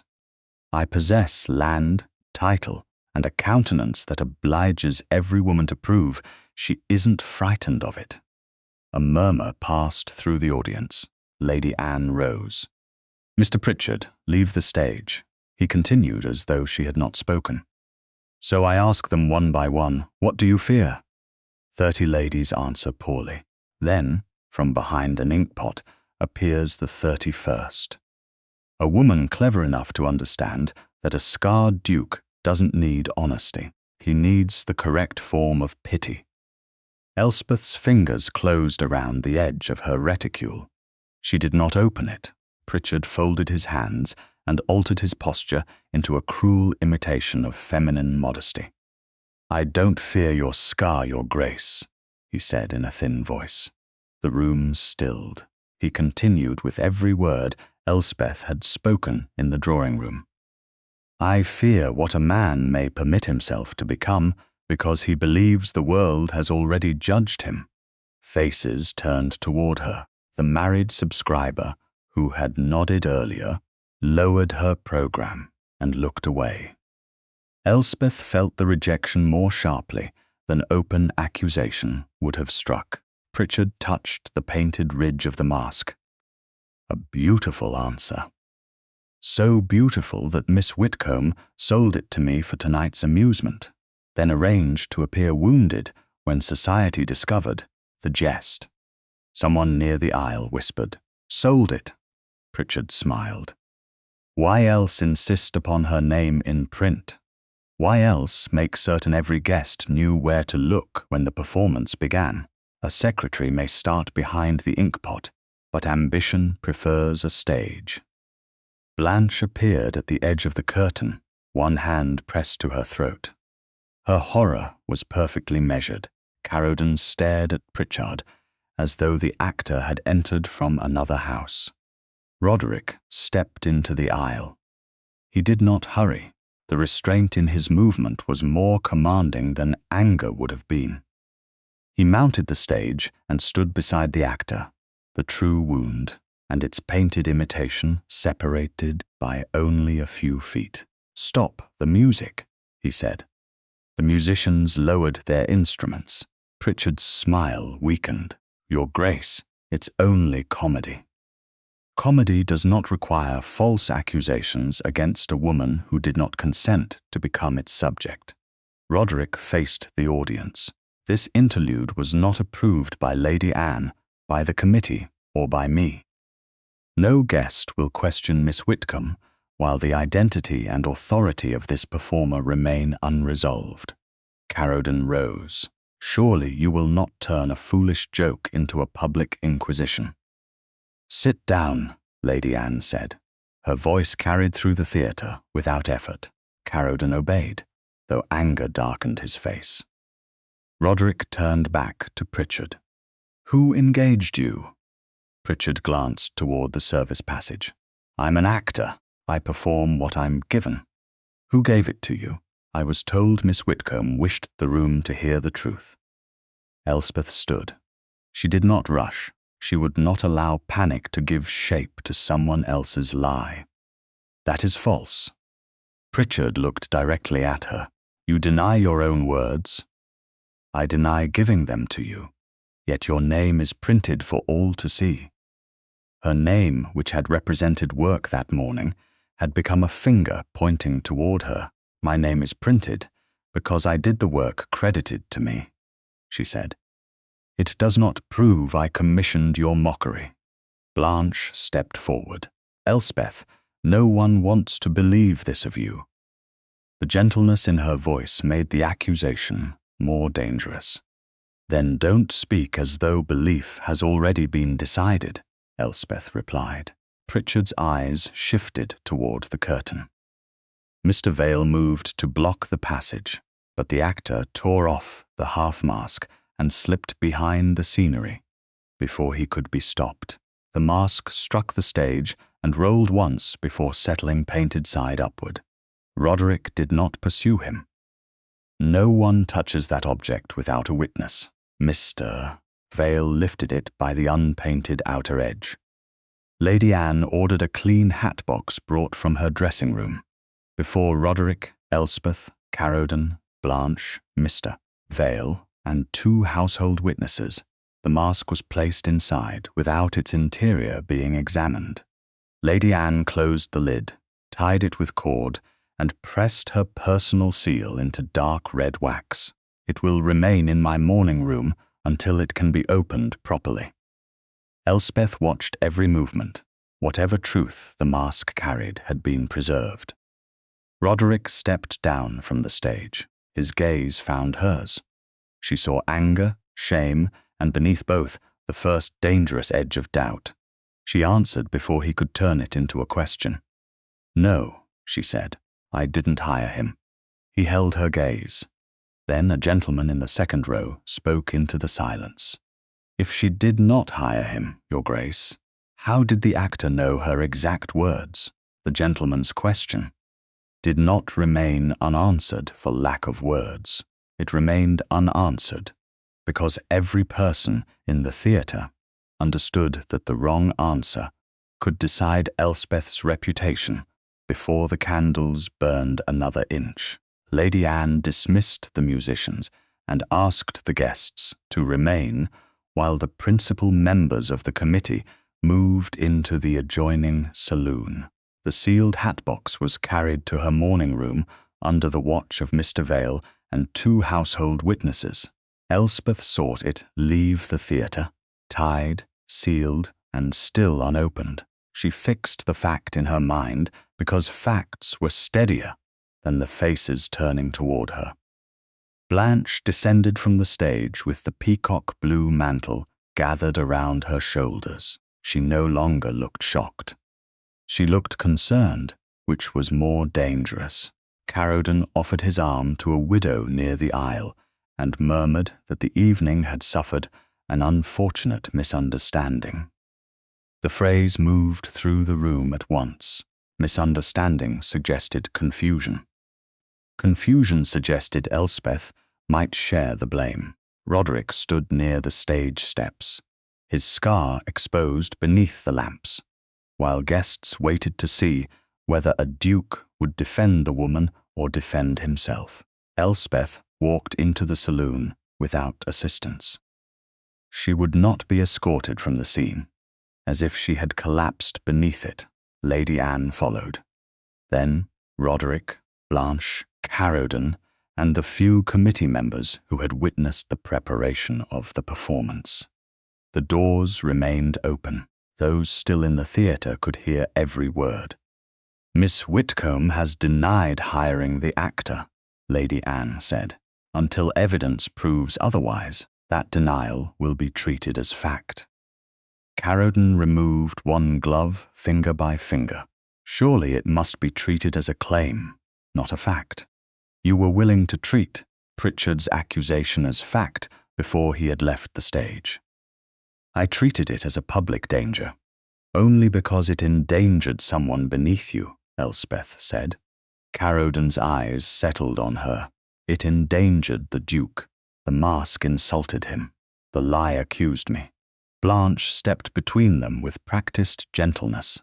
"Elspeth, no one wishes to accuse you, but Pritchard knew the exact words. He knew they were spoken in this house. He knew your name would appear in the program. So did everyone present when I answered." Blanche's hand tightened upon the mantle. "Not everyone arranged for an actor. Neither did I." "Then perhaps you met him elsewhere without understanding what he intended." The suggestion was almost merciful. That made it crueler. "I have never met Mr. Pritchard before this week," Elspeth said. "And when I did meet him, your father brought him into the theatre." Caroden gave a dismissive breath. "I brought a performer for a charitable entertainment. I did not instruct him to commit an outrage." "Then you will welcome an examination of the expense you approved." His face hardened. "You presume too much for a secretary." Roderick moved before Elspeth could answer. "She presumes nothing. The account exists." Caroden turned toward him. "And if the account proves only that I hired a comic actor, then it will prove only that." Roderick's voice remained controlled, but Elspeth heard the strain beneath it. He looked at her. "You said you did not hire him." "I did not." "You did not give him the words?" "No." "You did not arrange the mask?" "No." Each question struck harder than the last because he should not have needed all 3. Yet she saw what the theatre had done to him. The mask had copied his wound. Pritchard had turned her answer into a weapon. For one dangerous moment, Roderick's oldest fear and newest hope had been tied together in the same lie. He believed her. She could see that he wanted to believe her. Wanting was not the same as trust. Blanche saw the hesitation too. "Roderick," she said softly, "you must protect yourself. If this was arranged to force your hand, silence will be taken as consent." "Silence will be taken as whatever gossip requires," Lady Anne replied. "That does not make command a remedy." Caroden stepped nearer to Roderick. "By morning every drawing-room in London will say, 'Miss Whitcombe.'" Manufactured the answer, printed her name, and staged the mockery to make herself indispensable. You cannot allow uncertainty to stand. Roderick looked toward the open doors. Beyond them, guests waited in rows beneath the theatre lamps. Some had already begun whispering. Elspeth saw the married subscriber, who had turned away from her, now watching with frightened curiosity. A woman of no title could be ruined before breakfast by people who would later insist they had only repeated what everyone knew. Roderick's face changed. Decision replaced doubt. Elspeth recognized the transformation and felt warning rise before he spoke.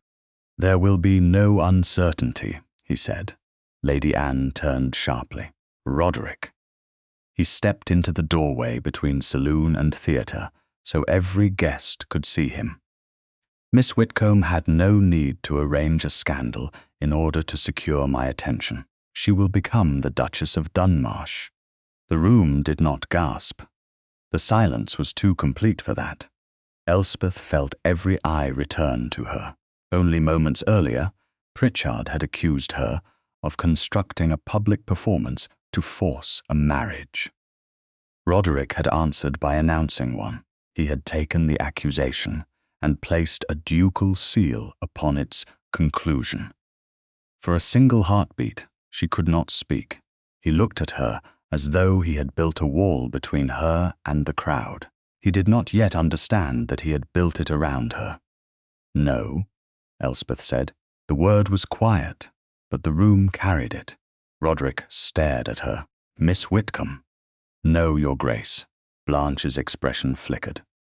Caroden went very still.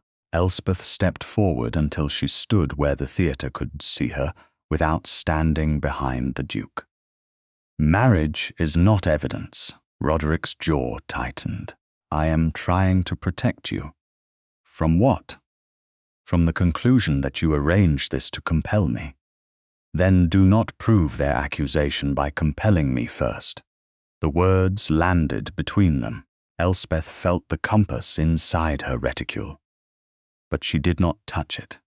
She did not need direction. She needed the courage to remain where she had already chosen to stand. "If my word has value," she continued, "it had value before you named me Duchess. If it has none, your title cannot give it one. I won't accept a husband as an alibi." Roderick's face had lost all color beneath the scar. "That was not what I meant. Meaning does not erase effect. London will destroy your reputation while we search for proof. Then help me recover the truth. Do not replace it with your name." Lady Anne came to stand beside Elspeth, not in front of her. "A shield held too close becomes a cage," she said. Roderick looked from his aunt to Elspeth. The certainty that had driven him into the doorway faltered. "What would you have me do?" he asked. "Preserve the mask. Find Mr. Pritchard. Follow the accounts. Ask what entered through the service passage and who had the key." Elspeth held his gaze. "Do not decide my future because you fear what others will say before morning." He received the rebuke without defense. That was not forgiveness, but it was the first condition under which forgiveness might someday become possible. Caroden broke the silence. "If this spectacle continues, I will withdraw every Frobisher subscription not yet disbursed. I will not allow my family's money to support an inquiry conducted by a secretary against my daughter. Lady Anne turned toward him. Then, tomorrow we shall discover whether the charity survives the loss of your control. Nearly half the unpaid balance bears my name. Then it will be removed under your full name. Elspeth saw anger flash across his face.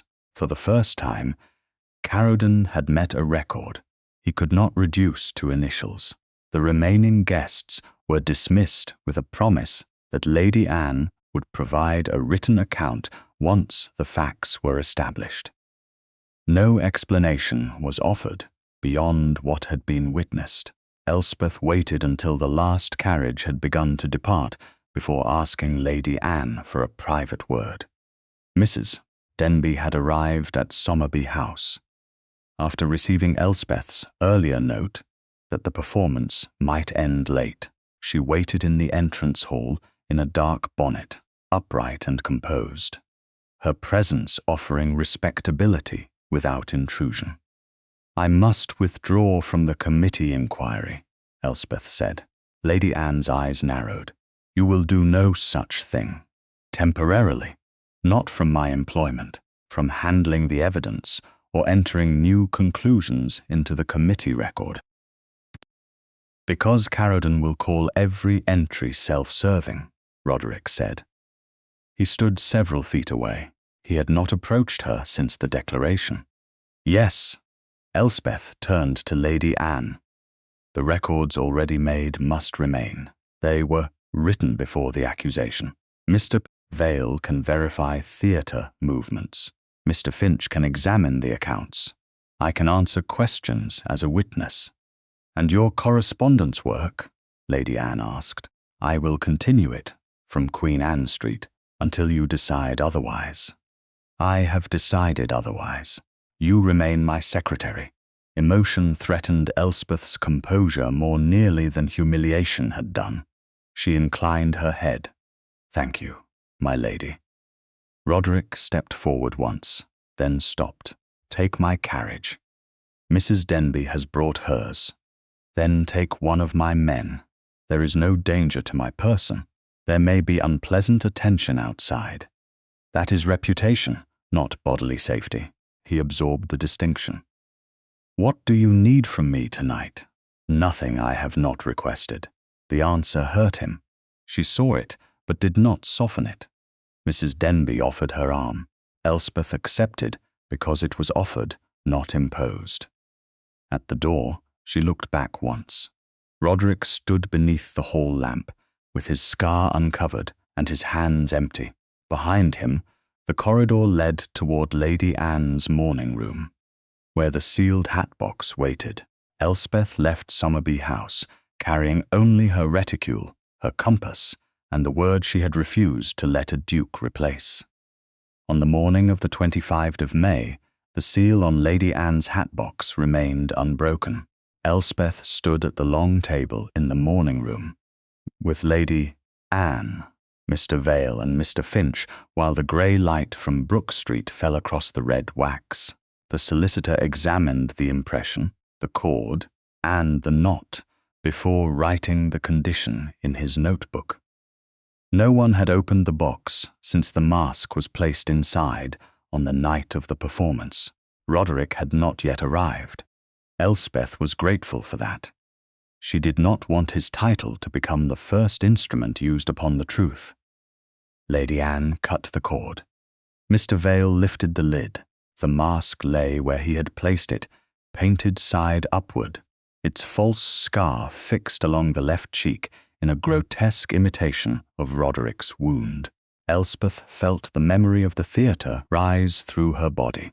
Pritchard's voice, the audience turning, her own name becoming accusation. She kept both hands flat upon the table. Mr. Finch lifted the mask by the unpainted edge and turned it over.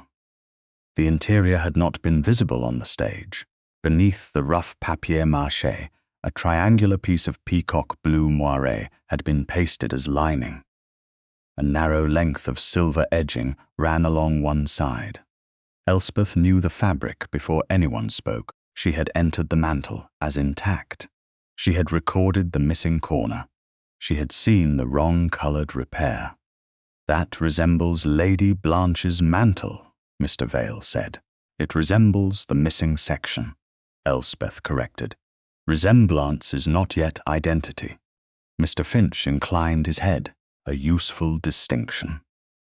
Near the lower edge of the mask, partly covered by paste, a maker's mark had been pressed into the inner surface. Mr. Finch held it nearer the window. "Bell and Company," he read. "Long Acre, number 43. Elspeth felt the address settle into place beside the visiting card Blanche had hidden inside the mantle. Long Acre was no longer a direction without an object. It was the source of the mask. Lady Anne's expression hardened. "Then we go to Long Acre." "Not all of us," Elspeth said. Footsteps sounded in the corridor. Roderick entered just as Mr. Finch finished copying the maker's mark.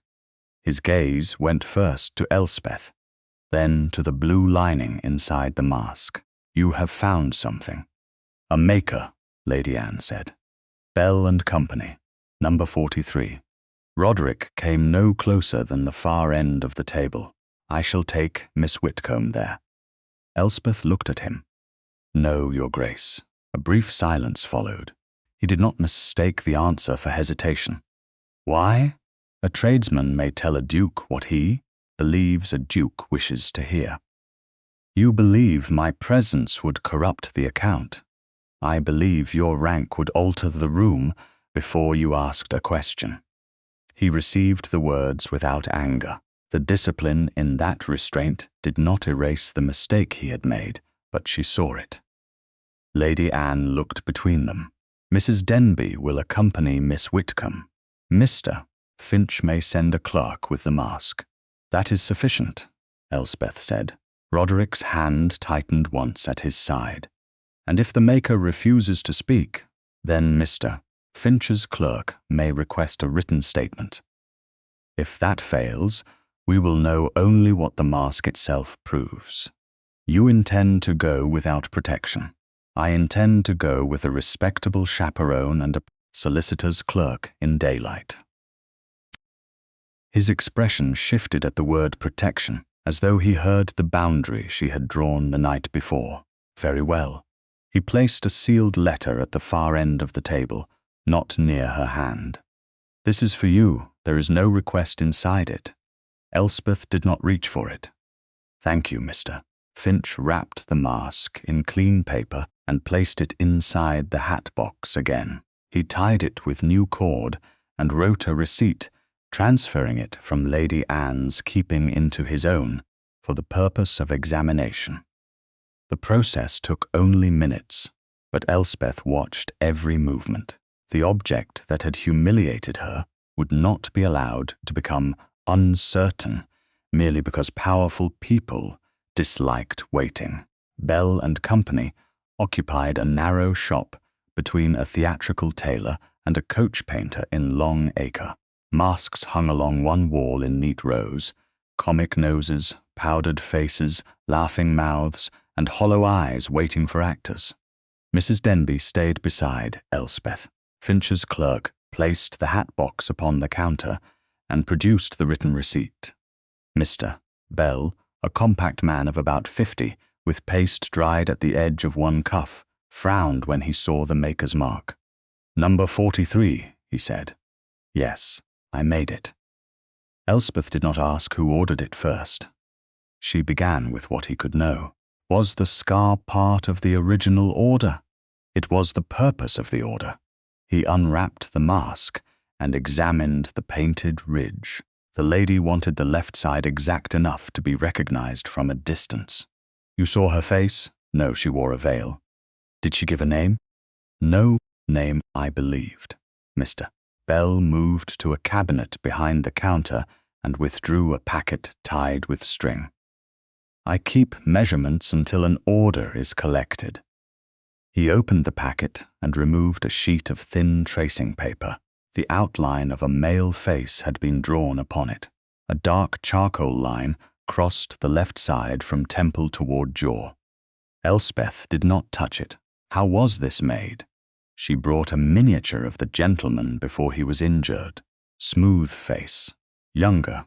Better fed, perhaps. Mr. Bell glanced at the mask. I used the miniature for the proportions. She placed tracing over it and marked where the scar should run. The portrait Roderick had mentioned in St. James's Park. A face Blanche had possessed before war altered it. The miniature did not show the scar, Elspeth said. No, the charcoal line was separate. Did the customer draw it? She did. Could you identify her hand? I could identify the hand as gloved. Mrs. Denby's mouth tightened, but Elspeth continued. What material lined the mask? Mr. Bell turned it over. The customer supplied that. Said the actor would sweat under bare paste. He touched the blue moiré lightly. A scrap from a stage garment, she said. Already cut. Was the silver edging attached when she brought it? Yes. Elspeth felt something cold move through her. The lining had not merely matched Blanche's mantle. It had entered the shop already severed from it. How was the order paid? Mr. Bell opened his daybook. 5 shillings in advance, the balance charged to a charitable theatrical committee. He turned the page toward Mr. Finch's clerk. Beside the entry stood the initials W.F. Who approved the charge? Elspeth asked. A gentleman's note bore those initials. I was told they were sufficient. Who collected the mask? A servant in plain livery, 2 days before the performance. Did he bring a committee chit? He did. W.F. again. Mr. Bell looked uneasy now. I thought it was a private jest. I would not have made it if I had known a lady would be accused. You made a false wound copied from a real one, Mrs. Denby said. What did you imagine it would do? Shame crossed his face. Make people laugh. Elspeth looked at the rows of empty expressions along the wall. Sometimes that is enough. Mr. Bell agreed to sign a written account of the order. The miniature, the tracing, the supplied lining, and the initials attached to the charge. He placed the tracing in Mr. Finch's clerk's envelope and signed across the fold before it left his hand. The mask returned to the hat box. The tracing and statement would remain with Mr. Finch under seal. No object changed possession without being named. On the carriage ride back to Queen Anne Street, Mrs. Denby kept a respectful silence while Elspeth opened Roderick's letter. It contained no defense. He wrote that he had mistaken the force of his name for the strength of her word. He admitted that he had used marriage not as an offer but as a verdict, and that he had done so because fear had outrun judgment. He did not ask her to forgive him. He wrote only that he would obey the boundaries she had set. Elspeth folded the letter and placed it beside the compass in her reticule. When she reached Mrs. Denby's house, another note waited upon the hall table. Caroden's seal marked the fold. The message contained one demand. If the inquiry continued, every unpaid Frobisher subscription would be withdrawn before the committee met again. Elspeth read it once, then opened her reticule. Roderick's apology lay beside her father's compass. One letter acknowledged the danger of power. The other attempted to use it. She closed the case over the trembling needle and understood that the next decision would test more than her reputation. It would test whether truth could survive when charity was made to pay for it. By the afternoon of the 28th May, the committee had gathered in the private theatre not to rehearse, but to determine whether one missing piece of silk could withstand the pressure of rank. Lady Anne ordered the peacock blue mantle brought from the wardrobe and laid across a long table beneath the stage lamps. Mr. Finch arrived with the sealed hat box containing the mask and a separate packet, holding Mr. Bell's signed statement and the scar tracing. Elspeth stood beside the costume inventory she had created before the scandal. Roderick remained several feet away, close enough to hear, and far enough not to direct the proceeding. Blanche entered with Caroden and stopped when she saw the mantle opened beneath the light. "You have taken my property without permission," she said. "It was entered for use in my theatre," Lady Anne replied. "It has not left the house." Caroden placed one hand upon the back of a chair. "This display has already gone too far." "Then the facts should shorten it," Elspeth said. Mr. Finch inspected his seal before opening the hat box. He lifted the mask by the unpainted edge and placed it beside the mantle without allowing the two objects to touch. The blue lining inside the mask appeared darker than the outer moire, but the silver edging caught the same sharp line of light. Elspeth opened the inventory. On the 13th May, the mantle was recorded as intact, with matching blue lining and silver braid. On the 18th May, after rehearsal, a triangular section was missing from the lower lining. Before the rehearsal of the 19th of May, the section had been replaced with blue-green silk. Blanche's expression remained composed. "You have repeated that often enough to make it sound important. Repetition does not increase its importance. It preserves sequence." Mr. Finch placed a sheet of clean paper beneath the missing corner of the mantle, and another beneath the mask. Without cutting or pulling either object, he aligned the visible edges.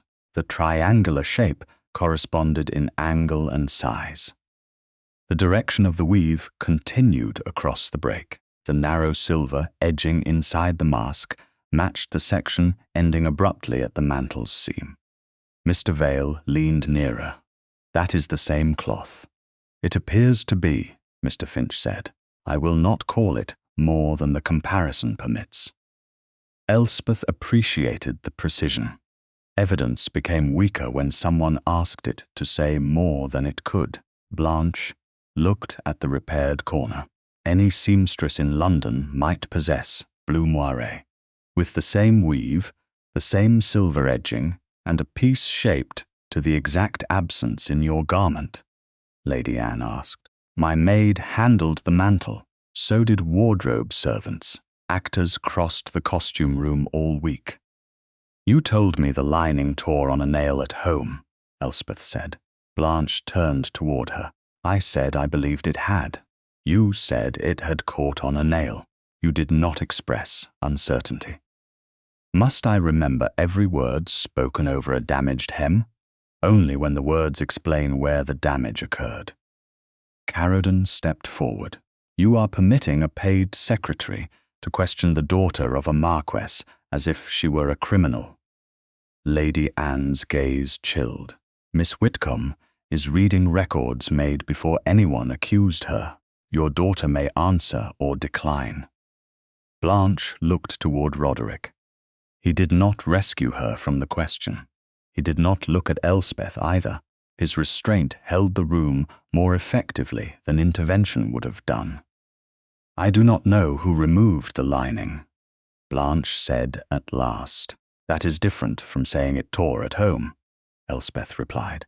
Caroden gave a short laugh. "So the entire case rests upon a woman correcting an imperfect memory." "No," Mr. Finch said. "The fabric establishes a physical connection between the mantle and the mask. Mr. Bell's statement establishes that the customer supplied the lining already cut. The committee account establishes that the mask charge was approved under your initials. None of those facts alone identifies the customer." "And together," Caroden asked, "together they require explanation." The Marquess turned toward Roderick. "You intend to allow this because Miss Whitcombe refused you." The cruelty of the question was disguised as insight. Elspeth felt the room tighten. Roderick answered without moving from his place.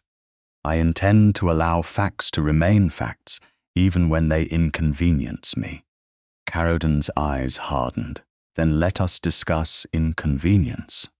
He drew a folded paper from his coat and placed it upon the table. Every Frobisher subscription, not yet disbursed, is withdrawn as of today. Lady Anne opened the paper. The sum represented nearly half the unpaid balance promised for the widow's fund. Mr. Vale looked toward the scenery, the musicians' list, and the accounts. The second performance cannot proceed on the present scale, he said, nor can several payments already expected next month. Caroden's satisfaction returned. End this inquiry, and I may reconsider. Elspeth stared at the figures. The threat had been designed carefully. If she continued, people would say widows lost support, because a secretary prized her reputation over relief. If she stopped, the lie would harden into accepted truth. Roderick crossed toward the table. I will replace every pound. Caroden smiled. Of course you will. Elspeth turned to Roderick. No. His face changed. The charity will not suffer for this. It will suffer differently if you pay the full deficit in private. Explain. Lord Caroden will say, the Duke purchased the committee after purchasing my defence. Caroden's silence confirmed the strategy more clearly than denial would have done. Roderick looked at the withdrawn sum. What do you propose? Elspeth opened the expenditure list. Remove the second painted drop. Reduce the supper to tea, bread, and cold meats. Dismiss the additional musicians before contracts are signed. Use the costumes already entered. Publish the accounts for subscribers to inspect. Mr. Vale began calculating under his breath. Lady Anne drew the list closer. Elspeth continued. Invite smaller subscriptions instead of depending upon one patron. His Grace may match only the amount publicly raised, and only to a limit announced before any money is received. Roderick studied her. You would limit my gift while the fund remains short. I would prevent your gift from becoming control. The words might once have wounded his pride. Now he received them as instruction. Set the limit. £200. 250. Lady Anne looked between them. A most romantic negotiation. Elspeth felt warmth rise beneath her composure. Roderick's mouth almost curved. 250, he agreed. Recorded before the appeal is sent, and your name will not be printed larger than the purpose of the fund. Agreed. Caroden stared at them as though restraint were a language he despised because he could not command it. Small subscriptions will not replace influence. No, Lady Anne said, they may replace dependence. She wrote the revised plan beneath Caroden's withdrawal and signed it. Mr. Finch resealed the mask. The mantle was placed in a labelled costume chest under Lady Anne's authority. The inventory, Bell's statement, and the account remained separate in committee papers, each object and document retaining its own chain. Nothing had proved who wore the veil at Long Acre. Nothing yet proved who placed the mask in Pritchard's hands. Elspeth knew the difference between a strong pattern and a complete case. As Caroden and Blanche prepared to leave, Blanche paused near Roderick. You are allowing her to turn your house against old friends. Roderick looked at the repaired corner of the mantle. Old friendship does not require new blindness. Blanche's face tightened before she followed her father from the theatre. Only after the doors closed did Roderick approach Elspeth. What do you need from me? He asked. The question was the same one he had asked on the night she left, but the shape of it had changed. He was no longer offering a carriage, a name, or a conclusion. Nothing I have not requested, she said. He accepted the boundary. Before either could speak again, Mr. Vale entered from the service passage with a folded note in his hand. We have found Pritchard, he said.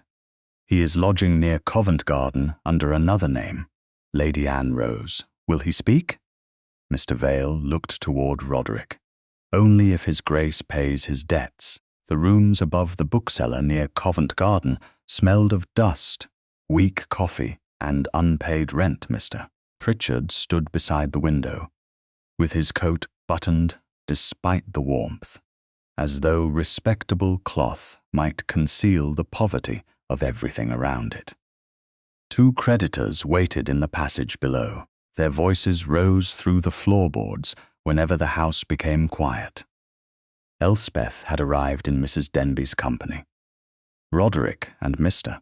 Finch came separately, preserving both propriety and the appearance that no private bargain had been arranged on the journey. Pritchard looked first at the Duke, then at Elspeth, and finally at the solicitor's leather case. I told Mr. Vale my condition. You said His Grace must pay your debts, Mr. Finch replied. That isn't quite the same as paying me. No, Elspeth said. It is worse. Pritchard's expression tightened. You have the advantage of principles because no man is waiting downstairs to take your coat. Mrs. Denby glanced at the polished cuffs of his sleeves. He may be disappointed. Roderick remained near the door, his scar turned toward the room rather than hidden from it. How much? He asked. Elspeth looked at him. The question was instinctive. She saw the instant he recognized it. Pritchard did too. £40 would satisfy the men below and leave me enough to disappear from London. No, Elspeth said. Pritchard gave a bitter laugh. Then why come? To hear what you will say when the truth is not purchased. Truth does not pay rent. Neither does a confession everyone believes was bought by a duke. Roderick's hand closed, once behind his back. Miss Whitcombe is right. Pritchard stared at him. That was quick. It should have been quicker. The answer held no performance. Roderick stepped away from the door, but did not move nearer the actor. I will not pay your debts. I will not purchase your account, your silence, or your remorse. Then I have nothing to gain. You have the chance to stop a lie from becoming the only version London remembers, Elspeth said. That may not feel like gain, but it is the only thing in this room no creditor can take from you. Pritchard looked toward the floor as another impatient knock sounded below. I was promised £40, he said. By whom? Mr. Finch asked. Lord Caroden arranged it. £5 was paid before the performance. The rest was to follow if the room believed the accusation. Was the £5 committee money? I don't know. It came in an envelope without a name. What work had you lawfully performed when you received it? 2 rehearsals and the final appearance. The final appearance was forbidden, Elspeth said. Not by the people paying me. By the hostess whose stage you entered. Pritchard rubbed one hand across his mouth. The easy theatrical charm he had worn at Somerby House had vanished. Lady Blanche rehearsed the words with me. No one moved. The creditors below knocked again, but the sound seemed farther away. Mr. Finch opened his case and took out paper. Begin with when and where. The first time was in a hired room near Long Acre, 4 days before the performance. She wore a veil when she arrived, though she lifted it once, the door was closed. The second was in the Blue Saloon at Caroden House. Elspeth kept her voice level. Who else was present? Lord Caroden came for part of the first rehearsal. He stayed through all of the second. Did Lady Blanche give you the exact answer? Yes. Did she read it from a paper? No. She knew it. She corrected me when I changed the order. Roderick's face had gone still. Elspeth did not look at him. What correction? She asked. I said, because the world has judged him. She stopped me. She said it must be. Because he believes the world has already judged him. She said, The difference mattered because you weren't accusing the world. You were accusing the Duke of surrendering to it. The precision chilled the room. Pritchard had not merely overheard a phrase. Someone who understood the sentence had taught it to him. "Who supplied the accusation that I sold the words?" Elspeth asked. "Lord Caroden. He brought it on a single sheet and took the sheet away when I had learned it." "Did you write any copy?" "No." "Did you believe I had engaged you?" Pritchard hesitated. "I was told you wished the Duke's private question made public." Lady Blanche said you had insisted upon your name in the programme so the audience would know where to look. Lord Caroden said the scandal would make a match unavoidable. Roderick's gaze lowered. His declaration in the theatre had made the lie appear true after the fact. Pritchard saw the movement. When His Grace announced the marriage, I thought perhaps they had told me the truth. "They had not," Elspeth said. "How did the mask enter the theatre after the box was opened?" Mr. Finch asked. "It was never in the box." "The box was there to be inspected. Afterward, while Lord Caroden occupied Mr. Vale with the lamps, a servant brought the mask through the service passage. It was wrapped in plain cloth. I hid it beneath the black coat." "The missing passage key?" Elspeth asked. "It was in the inner pocket of the coat. I used it after the final scene and left it inside the passage before I went out through the rear court." "Who placed it in the coat?" "Lord Caroden. I saw him do it before the box was locked." "Did Lady Blanche give you the mask?" "No. I first saw it 2 hours before the performance." "Did she tell you where it was made?" "She mentioned Longacre once. Nothing more." Elspeth let the answer stand. A witness became less useful when pressured beyond what he knew. Mr. Finch read back the account, separating direct observation from what Pritchard had merely been told.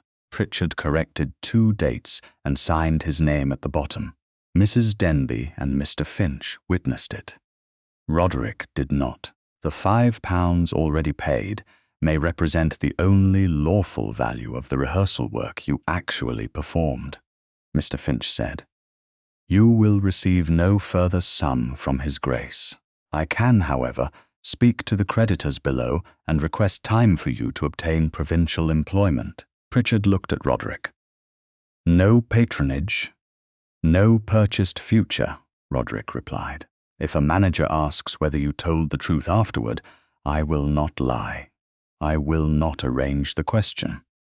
Pritchard gave a tired nod. It was not absolution.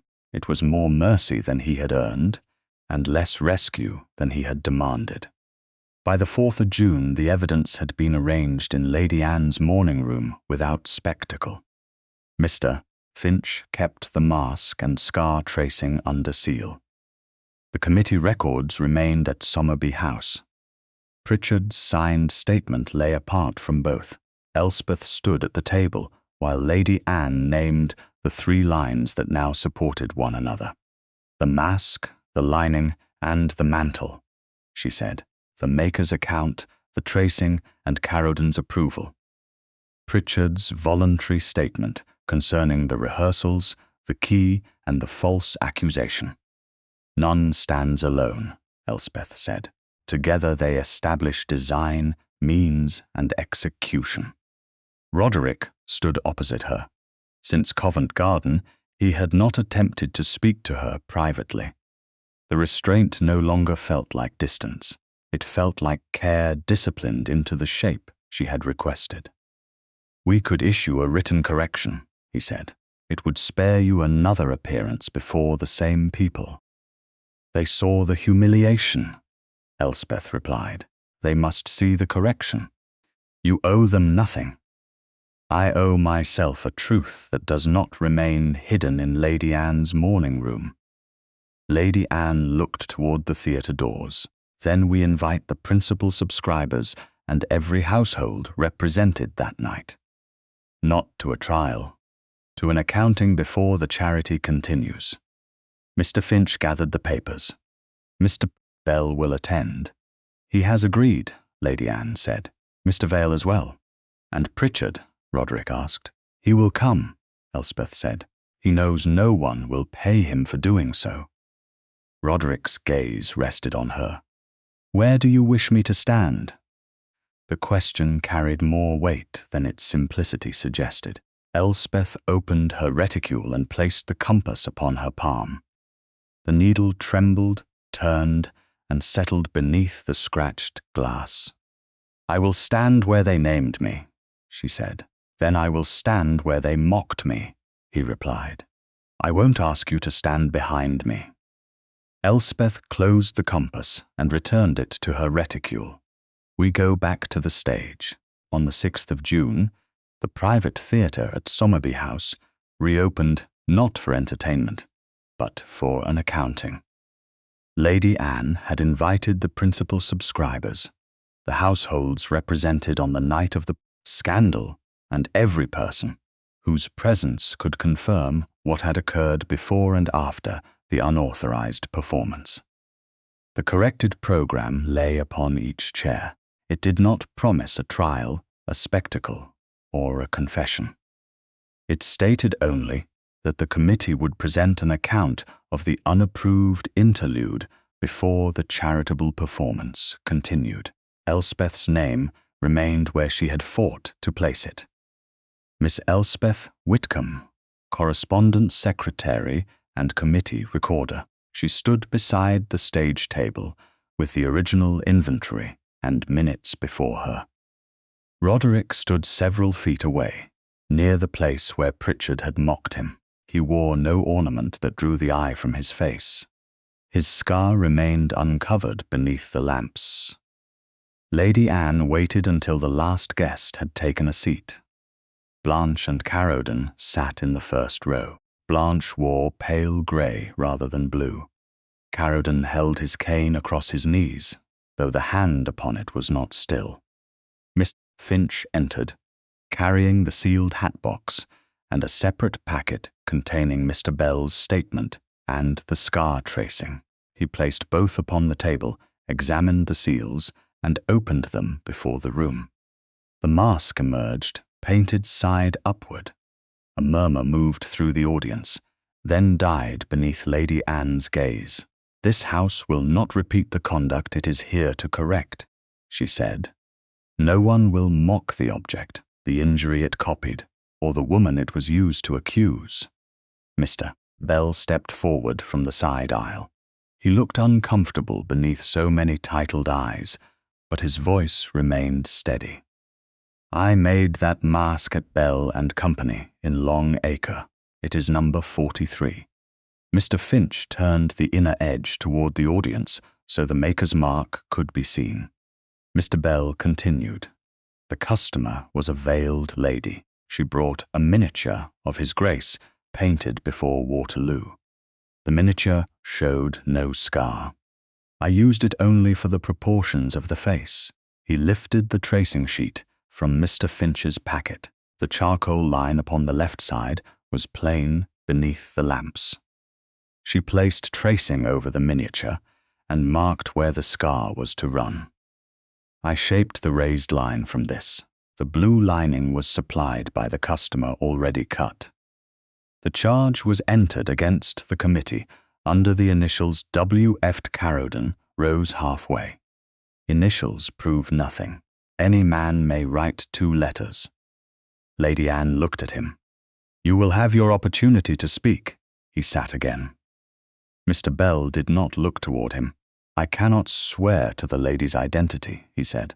I saw only a veil and gloved hands. I can swear to the miniature, the tracing, the lining, the order, and the initials attached to the committee charge. Thank you, Lady Anne said. Mr. Bell withdrew. Mr. Vale came next. He confirmed that the mask had not been inside the black costume box when it was opened before witnesses.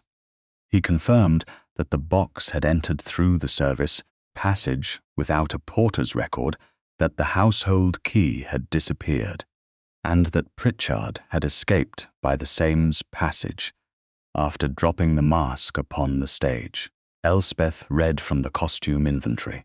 Her voice did not shake. 13th of May. Peacock blue moire mantle, silver edging, matching blue lining, no visible damage. 18th of May. Lower lining altered after rehearsal. Triangular section missing. Cause unknown. 19th of May. Repaired with non-matching blue-green lining. No expense submitted. At Lady Anne's signal, the mantle was brought from the labelled costume chest and opened beside the mask. Mr. Finch placed clean paper beneath both and aligned the visible edges without allowing the objects to touch. The weave continued across the separation. The silver edging ended upon the mantle exactly where it began inside the mask. Blanche's composure held, but the colour left her face. That cloth could have been taken by anyone, she said. My maid handled it. Wardrobe servants handled it. Miss Whitcombe herself handled it. I entered it intact before the accusation, Elspeth replied. I recorded the missing section before the mask appeared. You still had access. So did others. That is why the fabric does not stand alone. The committee treasurer rose and opened the account book. He read the charge for special mask and comic costume, followed by the initials WF. Then he produced Caroden's earlier memorandum bearing the same initials and the same hand. Lord Caroden approved the expense, he said. Caroden's restraint broke. I approved a comic costume, not a plot against Miss Whitcombe. Pritchard exceeded his instructions. A tradesman accepted initials without sufficient care. None of this proves my daughter ordered anything. No single piece does, Elspeth said. That is why we have not asked one piece to bear the whole truth. The rear doors opened. Pritchard entered in an ordinary brown coat. He wore no wig, no mask, and no trace of the easy insolence he had carried onto the stage. The audience stirred more sharply than before. Caroden stood. This man is a debtor. He will say whatever a duke has paid him to say. Pritchard stopped in the aisle. Then I have chosen a poor method, my lord. I am still in debt. A few faces turned toward Roderick. He did not respond. Mr. Finch asked Pritchard whether any debt had been paid in exchange for his appearance. No, his Grace refused. Were you promised money before the performance? £40. I received 5. By whom? Lord Caroden arranged the sum. Lady Blanche rehearsed the speech with me. Blanche rose so quickly that the skirt of her gown caught against the chair. He is lying. Pritchard looked at her with something like regret. You corrected me twice, my lady. The first time near Long Acre. The second in the Blue Saloon at Caroden House. Anyone could invent that. You said the sentence must be, because he believes the world has already judged him. I had said, because the world has judged him. You told me the difference mattered, because Miss Whitcombe was accusing His Grace of surrendering to judgment, not accusing the world of cruelty. Silence settled with terrible precision. Elspeth had never explained that distinction to Pritchard. Blanche had heard the original answer in the drawing-room. She stared at him. Caroden turned toward his daughter. Say nothing more. The command came too late. Blanche looked at Roderick, and 3 years of wounded vanity broke through the discipline of her face. You were supposed to see what she was doing, she said. She studied you. She chose the one answer no lady could safely give. She made you admire her for refusing to flatter you, then insisted upon her name in every room. She insisted upon credit for her work, Roderick said. You never looked at me that way after Waterloo, Blanche replied. You looked at me as though I had failed some test I had not known I was taking. You left, because every person in every room watched me watch your face. I was 24. I thought pity would become my whole marriage. Her voice sharpened. Then she arrived with her little compass and her perfect courage, and suddenly my fear became cowardice, while hers became truth. Elspeth felt no triumph. Blanche's pain was real. The method she had chosen remained cruel. You could have spoken that pain without using my name, Elspeth said. Blanche turned toward her. Would he have listened? You did not ask him. You arranged an answer. Caroden seized his daughter's wrist, then released it at once when Lady Anne rose. Enough, he said. This entire display rests upon an actor's word and a secretary's ambition. It rests upon records made before the scandal, a maker's account, your own approval, the fabric from your daughter's mantle, the tracing, the missing key, and a statement you could not purchase because the Duke refused to pay for it, Lady Anne replied. She faced the audience. The unauthorized interlude was arranged by Lady Blanche Frobishers with Lord Caroden's assistance. Miss Whitcombe did not hire the actor, commission the mask, or sell her words. The committee's written correction will be delivered to every household represented here. No applause followed. The absence was right. Justice did not need to become another performance, Lady Anne continued. Lord Caroden is removed from this committee and from every future patron list under my authority. The accounts will remain open for subscribers to inspect. Charges for private supper and carriage hire entered against the charity will be repaid.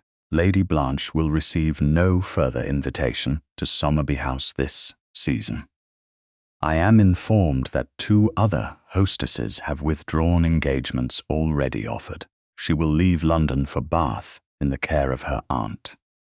Blanche closed her eyes. Caroden's face hardened into something beyond anger because it could no longer command the room. Mr. Pritchard will receive only the lawful £5 remaining for approved rehearsal work, Lady Anne said. No debt has been purchased. The reduced charitable performance will continue under the revised subscription plan. She turned toward Elspeth. Miss Whitcombe's records preserved the truth before anyone knew it would be needed.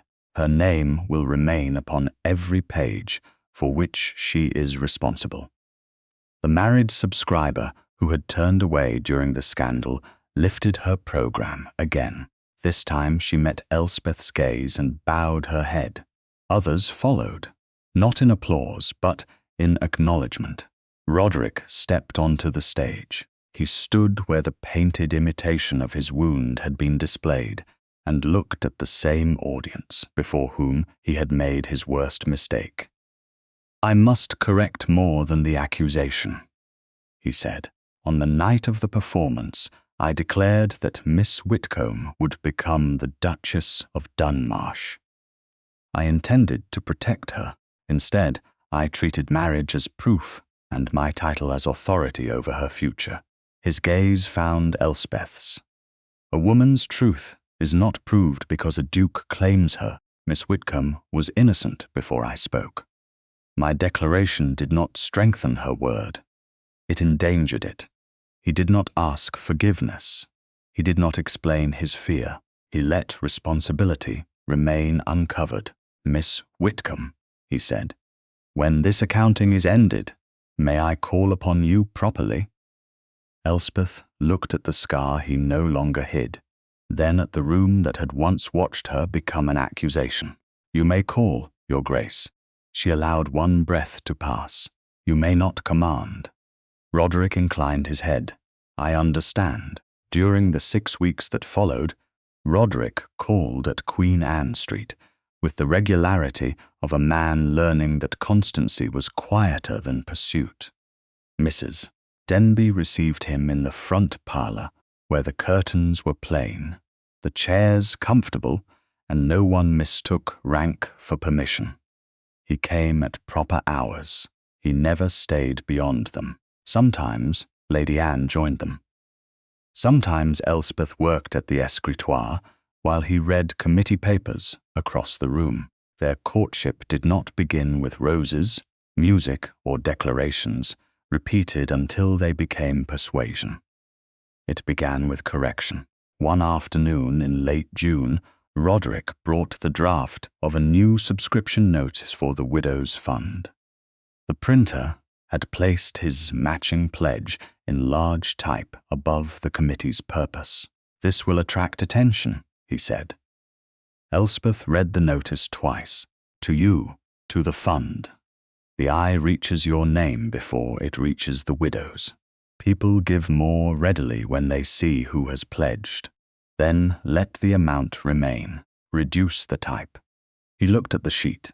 "The printer believes prominence will increase subscriptions. The charity cannot teach openness while arranging every page around a duke." Mrs. Denby lifted her needlework but did not intervene. Roderick's first reaction moved through his face before discipline caught it. Elspeth saw the old instinct, the certainty that his judgment should end discussion because it could. He looked toward the notice again. "What would you place first?" "The purpose of the fund, then the committee, then the matching pledge with the same dignity as every other subscription. You would make £250, visually equal to 5 shillings, not equal in amount, equal in honesty." The room remained still. No audience waited to applaud him. No scandal required a public display of humility. He could have insisted and lost nothing society could see. Instead, he folded the draft. "I will have it reset." Elspeth looked at him. "You do not agree." "Not entirely. Yet you will change it. You are responsible for the correspondence, and your reasoning is sound." A faint warmth entered her chest. "That is not the same as surrender." "I am beginning to understand the distinction." When the revised notice arrived, 2 days later, the Widows' Fund stood first, the committee second, and Roderick's pledge appeared in the same type as the smaller gifts it promised to match. No one outside the room knew he had yielded. That was why Elspeth trusted the act. He completed the apology letters he had begun before the theatrical scandal. Each one acknowledged that the women had been asked to answer under pressures they had not agreed to bear. He did not excuse himself by referring to Waterloo. 3 replies were courteous. One was returned unopened. Another came from a young widow who had been among the 30 and had feared, above everything, being thought ungrateful for wanting a life beyond dependence upon her brother. She wrote that no man of rank had ever admitted that his question could make honesty unsafe. She thanked him not for understanding her answer, but for recognizing that she had never been free to give it. Roderick brought the note to Queen Anne Street and placed it before Elspeth. "I would not have written differently if you had forgiven me the next morning," he said. "I know." "How? Because you sent the letters to women who could give you nothing." His gaze held hers. "One of them gave me this." "Only because you stopped demanding the right answer." By the 20 July, their conversations had acquired the ease of familiarity without losing the care of choice. That afternoon, Lady Anne invited Elspeth and Mrs. Denby to Somerby House. After tea, she led them into the walled garden, then discovered a sudden interest in the pear trees with Mrs. Denby several yards away. Roderick stood beside a stone bench beneath leaves heavy with summer green. He did not take Elspeth's hand. "I have rehearsed this," he said. "That is not an encouraging beginning." It became less convincing each time. "Then perhaps you should not perform it." The scar along his left cheek tightened with the beginning of a smile. "I love your judgment," he said. "I love that your courage does not require an audience. I love the work you do when no one powerful is watching, and the dignity with which you insist that it be named. I cannot promise. I will never be wrong. That would be an alarming promise. I can promise I will not treat being wrong as permission to command you. Elspeth felt the compass inside her reticule, but she did not reach for it. What changes if I marry you? She asked. Your address? Roderick. Very well. Your work continues if you wish it. Your earnings remain yours. Your name remains upon every record for which you are responsible. Disagreement will not be treated as disloyalty. My title will not become an answer to questions you have not asked. And when we disagree in private, I will remember the subscription notice. You did not agree with me. No, you changed it because you were right. And when you still believe I am wrong, he considered that longer. Then I will tell you, I will listen to your answer. I will not make obedience the price of peace. Elspeth looked toward Lady Anne and Mrs. Denby, both carefully occupied at the far end of the path. Then she looked back at the man before her. Ask me properly. Roderick drew one breath. Elspeth Whitcombe, will you marry me? Yes, the word came without spectacle. He closed his eyes for one brief moment, as though receiving something too precious to seize. Only when she extended her hand did he take it. The settlement was completed before the wedding. Mr. Finch reviewed every clause with Elspeth, Mrs. Denby, and Roderick present. Her savings remained under her control. Her pin money could not be withheld. Her earnings from correspondence work remained earnings, not an allowance. When the first draft used the wrong word, Roderick crossed it out himself. The document also preserved her responsibility for the Widows' Fund and made clear that charitable work would not become a decorative obligation attached to her new title. They married at St. George's, Hanover Square, on the 18th August 1818. The company was small. Lady Anne cried without apology. Mrs. Denby did not cry until Elspeth signed her new name, then blamed the church dust. Several of the women who had once sat in the pale blue chair attended. None was asked what she feared. Blanche remained in Bath with her aunt. Caroden retained his title, but the committee accounts had exposed private supper and carriage charges entered against the charity. He repaid them. Invitations that once depended upon his patronage began going elsewhere. Mr. Pritchard received only the lawful £5 still due for approved rehearsal work. With Mr. Finch's assistance, his creditors allowed him time, and by autumn he had joined a provincial company. The mask, the tracing, and his signed statement remained under Mr. Finch's seal. They were never displayed as trophies. On the 19th of September, the private theatre opened again. The painted woodland had been repaired rather than replaced. Tea and cold meats stood in place of a lavish supper. The accounts were printed in the programme and available for subscribers to inspect. Elspeth's name appeared as correspondence, secretary, and co-organizer. Roderick's appeared only beside the amount he had pledged. Before the audience entered, they stood alone near the stage. The lamps had been raised, and the curtain waited clean and still. Roderick's scar was fully visible. Elspeth opened her reticule and placed the brass compass in his hand. He looked down at the scratched glass as the needle trembled and settled. "Does it tell us where home lies?" he asked. "No," she watched the needle hold. "It only tells us when we have ceased turning in circles." He closed the case and returned it to her. Elspeth placed it back inside her reticule. Then Roderick offered his arm. He did not move until she chose to take it. Beyond the doors, guests gathered for the performance. The curtain rose beneath the candlelight, and no one upon the stage wore another person's face.